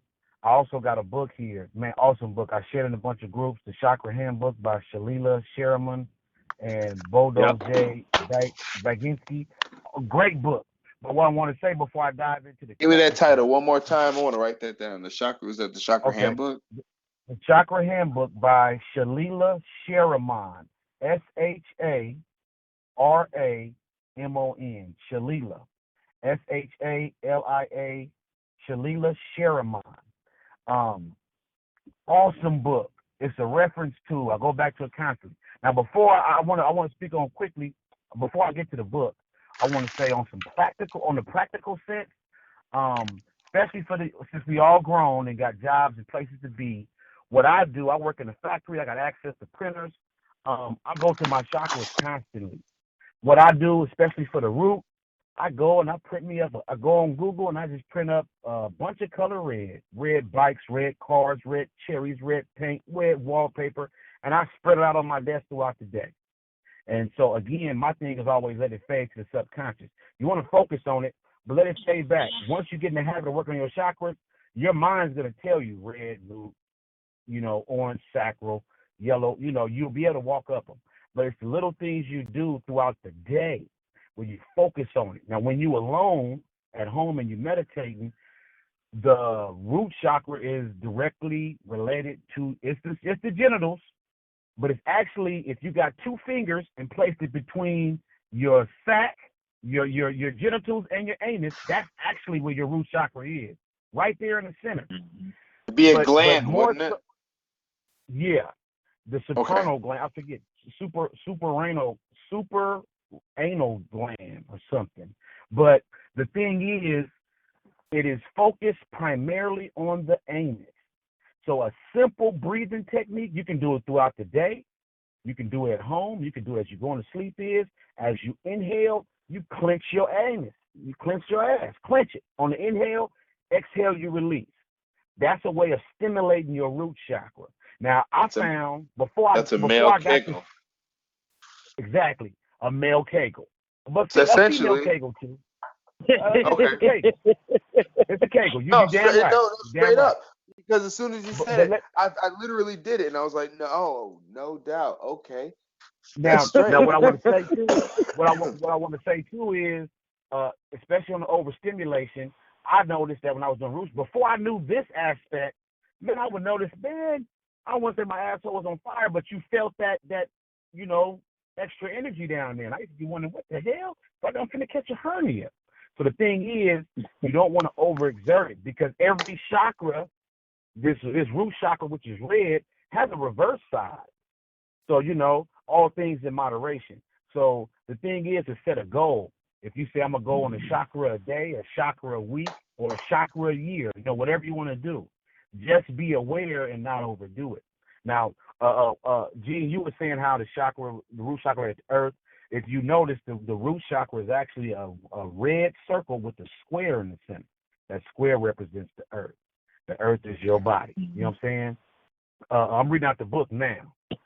It's a 4-petal lotus flower. Now, there's planets, associated astrological signs, and planets. Aries and Mars symbolizes new beginnings, primordial life energy, power to achieve, aggressiveness. Taurus. Now, everybody is a Taurus because Taurus is the earth. We all got these physical bodies.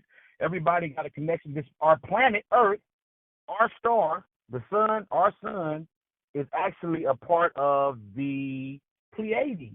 If you were on one of those stars and you wanted to see the Pleiades, you would look at our sun as one of those 7 stars that make up the Pleiades. So Taurus is a real big thing for us. So the sign Taurus is associated with it. And Taurus is the bull. Bull is stability, sitting with your ass on the ground, with your foundation, possession, sensual pleasure. Also Scorpio and Pluto, unconscious attachment, sexual power, transformation, renewal. Then it's Capricorn and Saturn, which is, it says here, just structure and stability. But Capricorn and Saturn are directly related to time and death. So a lot of times doing root work, you'll become very aware of the fact that you're alive or that you're about to die, which, which shouldn't come as a surprise. But I say this while we're talking about the root chakra. It's the reason why every Friday people talk about painting the town red. Friday is actually the 6th day of the week. 6 is the number. 6 as a number is actually the word 6. Friday is Freya's day. Freya is the goddess associated with Venus. Venus is the love goddess. I mean, all of it ties up and down, from Earth to Venus and back. So all these things tie into the root chakra. Dope. That's dope, man. Do you know what? I do, because I just found out what the Sunday meant and what the Monday meant. Now I know what the Friday. That's cool. That's real cool. Yeah. I like that. See, these 7 planets. See, a lot of people think that in ancient times they didn't know about all the planets in the solar system because they only acknowledged 7, and that 7 included the moon and the sun. But it's amazing. You'll find out. Just do a little bit of research. Every day of the week is the same in every culture. It might not be Aries for a Tuesday, right? No, Aries is Tuesday. What's Aries? So Aries is Tuesday. It might not be Aries, but in the Asian culture, it's going to be some war god. Thursday is Thor Day. It might not be Thor, but it's going to be some deity associated with lightning and hammers. Moon Day is going to always be associated with a feminine deity. And what people don't realize is the Bible tells the story straight up. Sunday is the first day of the week. That's when God said, let there be light. And then there was darkness. That's Moon Monday. And then it goes on and on and on and on. On the 6th day, I always tell myself that's why God rested, because he busted that nut. And everybody goes to sleep after you have sex. You know what I'm saying? So the next day after Sunday, after you bust that nut, is the Sabbath, which is Saturday. Saturday is the word Saturn. Saturday is the word Sabbath. You know what I'm saying? So actually, to be honest, Saturday is a good day to work with Baphomet and Satan and anybody associated with Saturn. You dig what I'm saying? Yeah. So it's just on a very applicable level that anybody can gravitate to is you incorporate it into your daily. So if you work in the office, and put you up some. It don't matter where you work. If you say you're a construction worker, you want to work on your root chakra, man, get you something red and put it in your shoe. Your mind knows it's there, and that's a very easy and unobtrusive way, especially since we all got 24 hours, but it never seems to be enough time. Those are little ways you can stimulate and activate those chakras. And when you first get to fooling with them, you have no idea what to expect. And that's a good thing and a bad thing. So the more you know about it, the better you recognize these symptoms. And I want to say real quick what Gene was saying about the yoga. Now, we're at a point now where you don't got to torture your body with physical yoga. You don't got to put yourself in those stances, whether you can physically do it or not. Because there's some people who've been doing yoga for 30 years and never had a kundalini rush. That's a sin and a crime. The thing is, you can practice kundalini yoga, which is basically meditation, where you work your chakras in meditation. Samuel Ayoor has a book called Kundalini Yoga. And what he suggests is when you work on your chakras, you first find out who your divine mother is, your personal divine great mother, and you work up the chakras through her. Because your chakras are wheels. They're called spinning wheels in Sanskrit, I think. We all know that a wheel is a circle, and all circles are feminine. So even though we can give masculine and feminine qualities to each of the chakras, essentially they're all feminine. These circles are basically vortexes where energy comes in and comes out. They're basically vaginas. They're basically yanis, male and female androgynous yanis. They're androgynous pussies that we all have access to fucking and getting the results that we want. So a good thing is, you can imagine them spinning. I believe the root chakra is clockwise and the rest spin accordingly. So that means that the sacral would be counter, the solar plexus would be clockwise, then the heart chakra would be clockwise. It would go like that.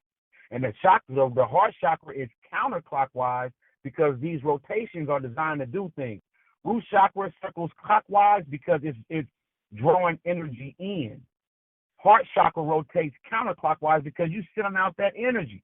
So it's love or hate. And they all rotate in their own specific directions, and you can access it that way. The root chakra, you can actually envision a red flower, watch it blossom and bloom. You can smell the goodness.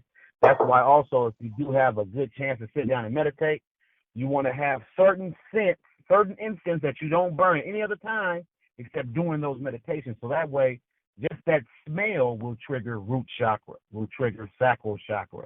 We talked about that earlier.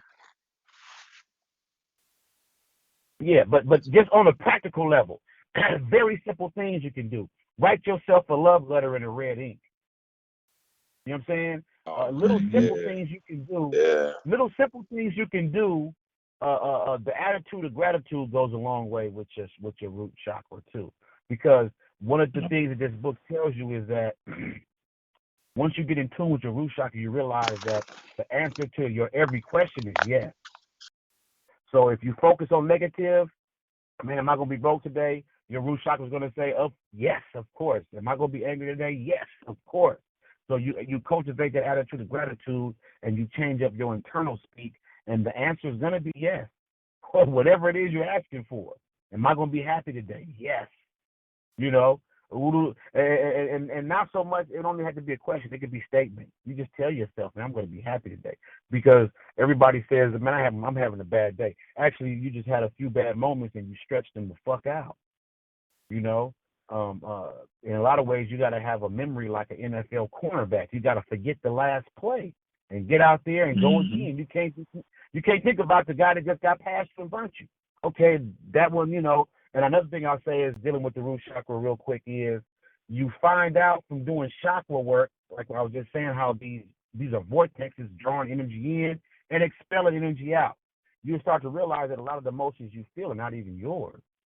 If your anger came from somewhere, you can watch it and let it keep doing it moving. If your sadness, because it wasn't there before, so where did it? That's what I got in the habit of doing, was investigating my moods and emotions. Where did this come from? I was just sitting here chilling, happy.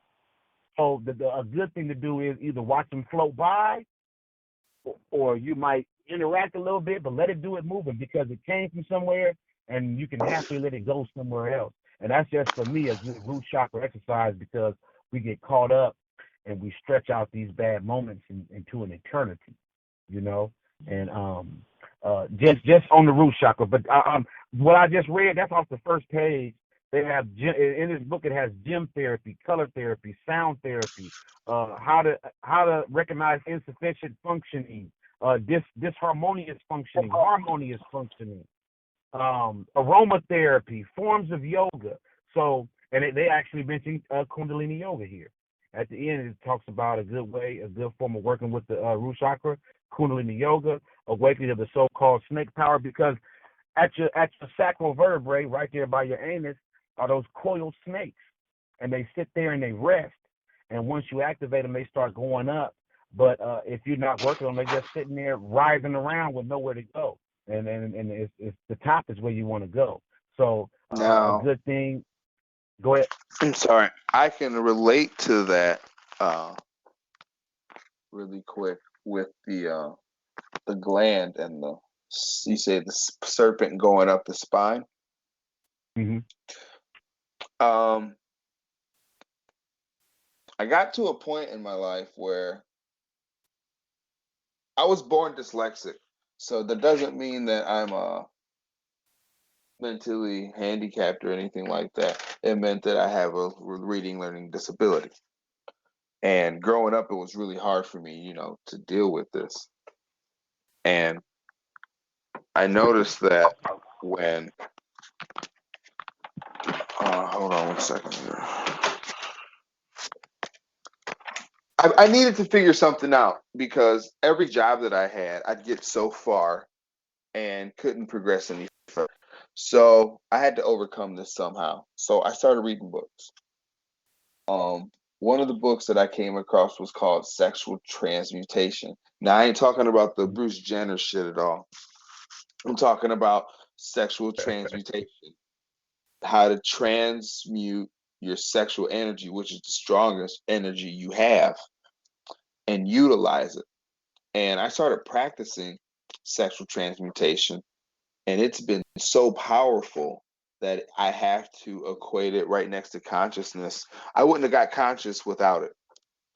And I may have, but not at the rate that I did. Every time you think of anything sexual, which is all the time because we're men, you do that same Kegel exercise where you squeeze the prostate, but you take that and you run it up your spine all the way up to the front of your forehead, to the pineal, and you focus it there as long as you can. And it takes a little bit of practice, okay? But what you're doing is you're training the brain every time you see something sexual that you're doing this exercise, and you're utilizing that energy for so many other things that it's the only reason I've been able to do so good at the business that I've been doing is sexual transmutation. I practice it constantly. I don't look at any pornographic anything. Now, yeah, I can't say that if I'm like, driving a car and I see, some yoga pants, I'm not going to turn my head. I'm human. But the condition isn't as bad as it used to be. You know what I'm saying? Yeah. I can really control it unless I'm like, oh wow, I have to look. But you know what I'm saying? It's not like back in the day where it was like every ass I had to see. And I know a lot of guys struggle with that, and a lot of guys won't talk about it, and that's fine. But it was something that I worked with that I didn't want us to lose, because you said how, that spine in the book, it talks about almost imagining two waves of energy. They didn't say serpent or they didn't say snake, but it said sometimes in the beginning when you have to do that exercise and then you press, like you said, you kind of do the Kegel, and then you try to pull it all the way up the back of your spine, right into the middle of your forehead where your pineal is, and you hold it there. The wonders are amazing, and it's a really good exercise if you can utilize it for all kinds of stuff. But yeah. That was one that really, really was powerful for me. And then now that you had related it to the root, it makes a lot of sense, because the whole book was really small. It gave you the technique and told you what was important. But now that I'm listening to this, it's like I fixed the root problem, in a sense. You know what I'm saying? The survival instincts changed. Everything changed after I started practicing this. And at the time, I didn't even know I was working on a pineal. The book never says pineal. It says hold it in between your eyes. You just take that feeling and hold it there. So that's pretty profound for me. I just wanted to share that because I can confirm exactly what you're saying, like word for word. I got goosebumps talking about it because the energy is really, really intense. Bringing that one up. You'll be amazed. I've been amazed because the more you read about people who have been successful and they have these techniques, whether they say snakes or wavy lines of power, it can all be traced back to something occult. You know what I'm saying? The guy that does the lectures about the secret, about how to get wealthy. You can listen to him and swear you listen to Panic Bobby discuss your chakras and using your imagination and activating your pineal. He just doesn't use these words. That's the only thing he doesn't do. So a lot of these things, like I'm gonna be honest, you just trigger something for me because how you transmuted sexual energy into your job. That's where all your power comes from. Your power comes from your foundation. The root chakra is essentially from the bottom of your feet up to your genitals. That's the root. That's your foundation. That's your stability. It's like boxing. Once your legs go, the body go.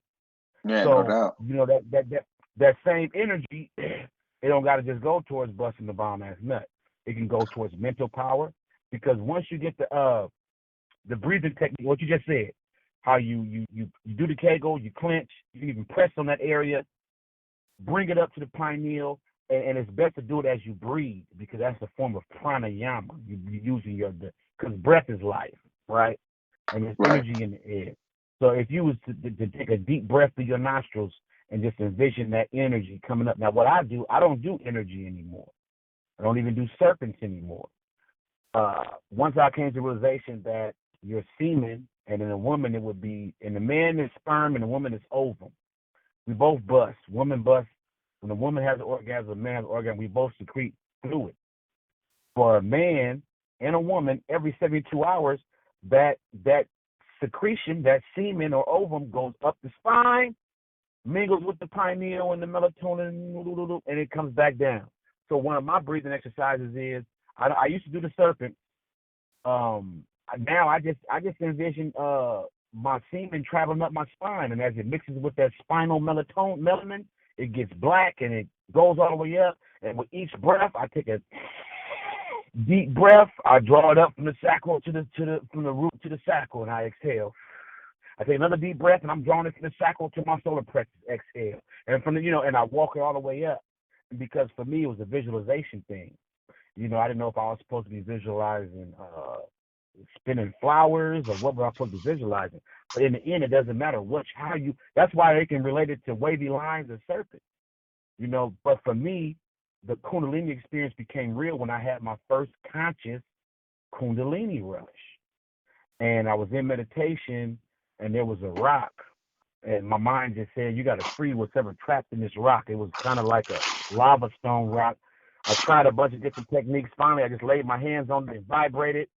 The rock crumbled. Man, 2 serpents with clear diamonds and like diamonds in their head came out and shot directly into the sky. And then, man, in meditation, I looked and my mind just said, man, you better catch a ride. So I reached up, grabbed a hold, and shot up. And amazing. And what's amazing about it to me is you can read a document from 10,000, 6,000, 2,000 years ago, and they all describe this energy as 2 serpents intertwined. Which is why a good visual for raising your Kundalini too, if you don't have one, a tactile visualization is you can imagine 2 serpents going up your spine, and you kind of feel them just twirling up your back. It's a good way to do it. But I would never suggest just focusing on Kundalini, rising up. I would say get to know your chakras first, because the thing about it is these chakras are just lenses. And if you got a dirty lens, by the time your chakra gets to the pineal, it's going to have bad info. It's going to be dirty. It's going to be oily. It's not going to be a clear. So it's best to first at least have an understanding of your chakras, and you bring it up, and especially the root, because we live in a time and age where they want everybody's root chakra off balance. You know, that's why we see all these sensual commercials and the yoga pants, and you know, it's amazing to me at my job how you work with these people every day. And if you saw them outside of work, there would be nothing attractive about them. But the mere fact that you interact with them daily, man, I want to bust down that girl in the front office. And I want to just, but if you saw her somewhere else, you probably wouldn't even look twice because she's not even, it's just through association. And we got everything's out of whack. So I would just say it can't hurt to do a little research, read up on it. The Chakra Handbook, it's only 189 pages. Small book. I got my notes in it. I got sticky post-its in it. It's a book that I go back to constantly, mainly because it's a lot of good info, and they get right to the point and keep it moving. You know, the Panic's book has some real good chakra information in it. I mean, excellent chakra information.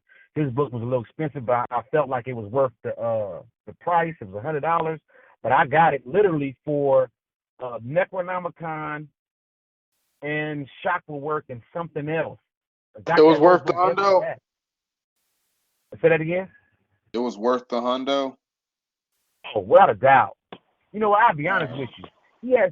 He has so much information in that book on Hollywood rituals and actors. I didn't even bother to read it all, and I had the book over a year. But I've broken it out at parties. It's turned into a party favorite book. The occult, what is it? I can't. My mind freezing. Occult civilization. The name of Panic book. The occult origins. The origins of occult civilization, Volume 1. Man, the information he has on there. I'm sorry. Go ahead.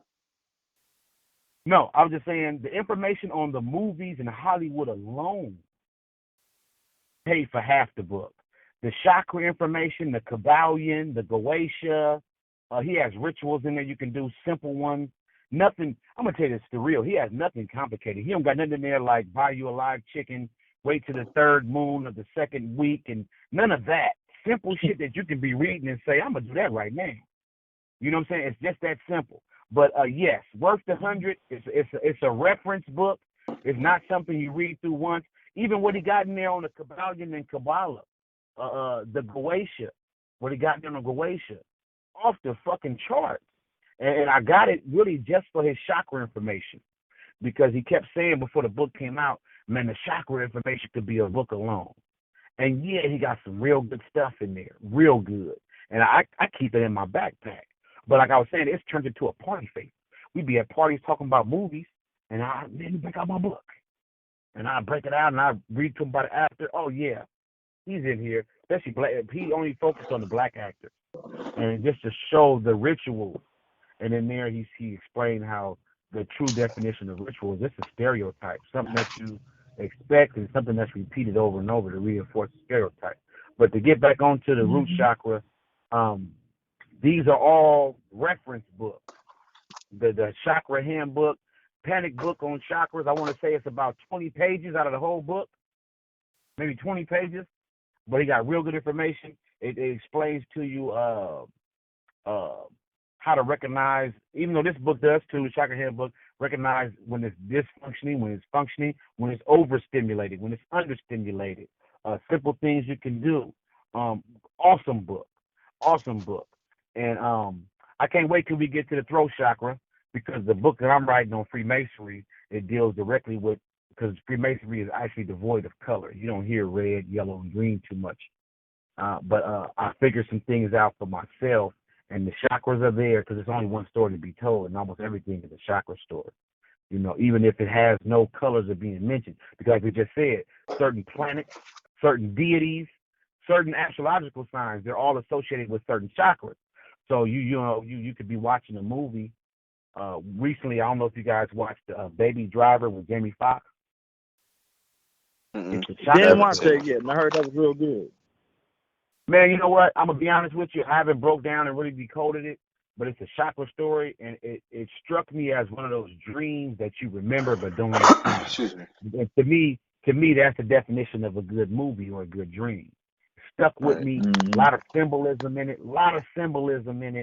And I just bring it up because in that movie, at the very beginning, if you guys watch it, it was red everywhere.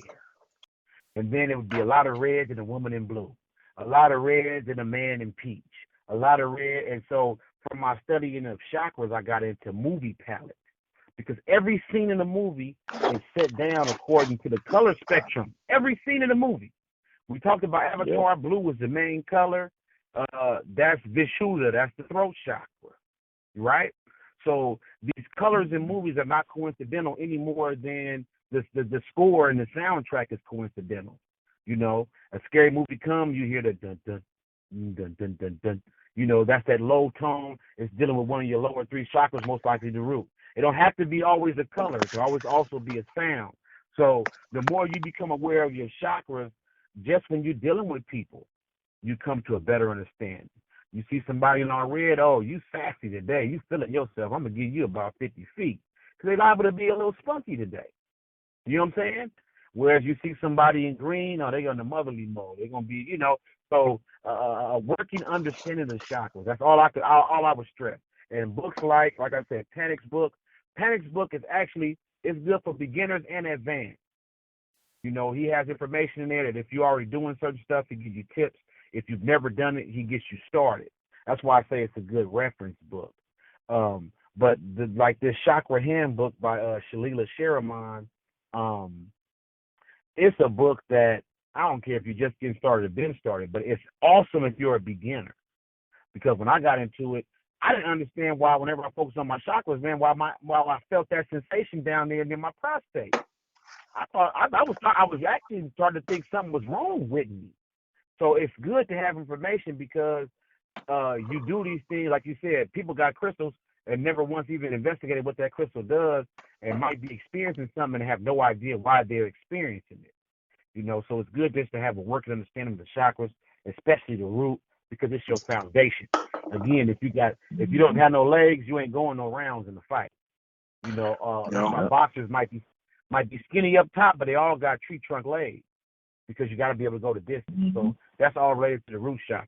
That's all related to the root chakra. Well, I think we got enough on the root. I think that shit. Hey, man, I'm telling you what. I thought I had some stuff, but Michael always brings a home run. Yeah. Well, I think we're gonna wrap things up tonight, gentlemen.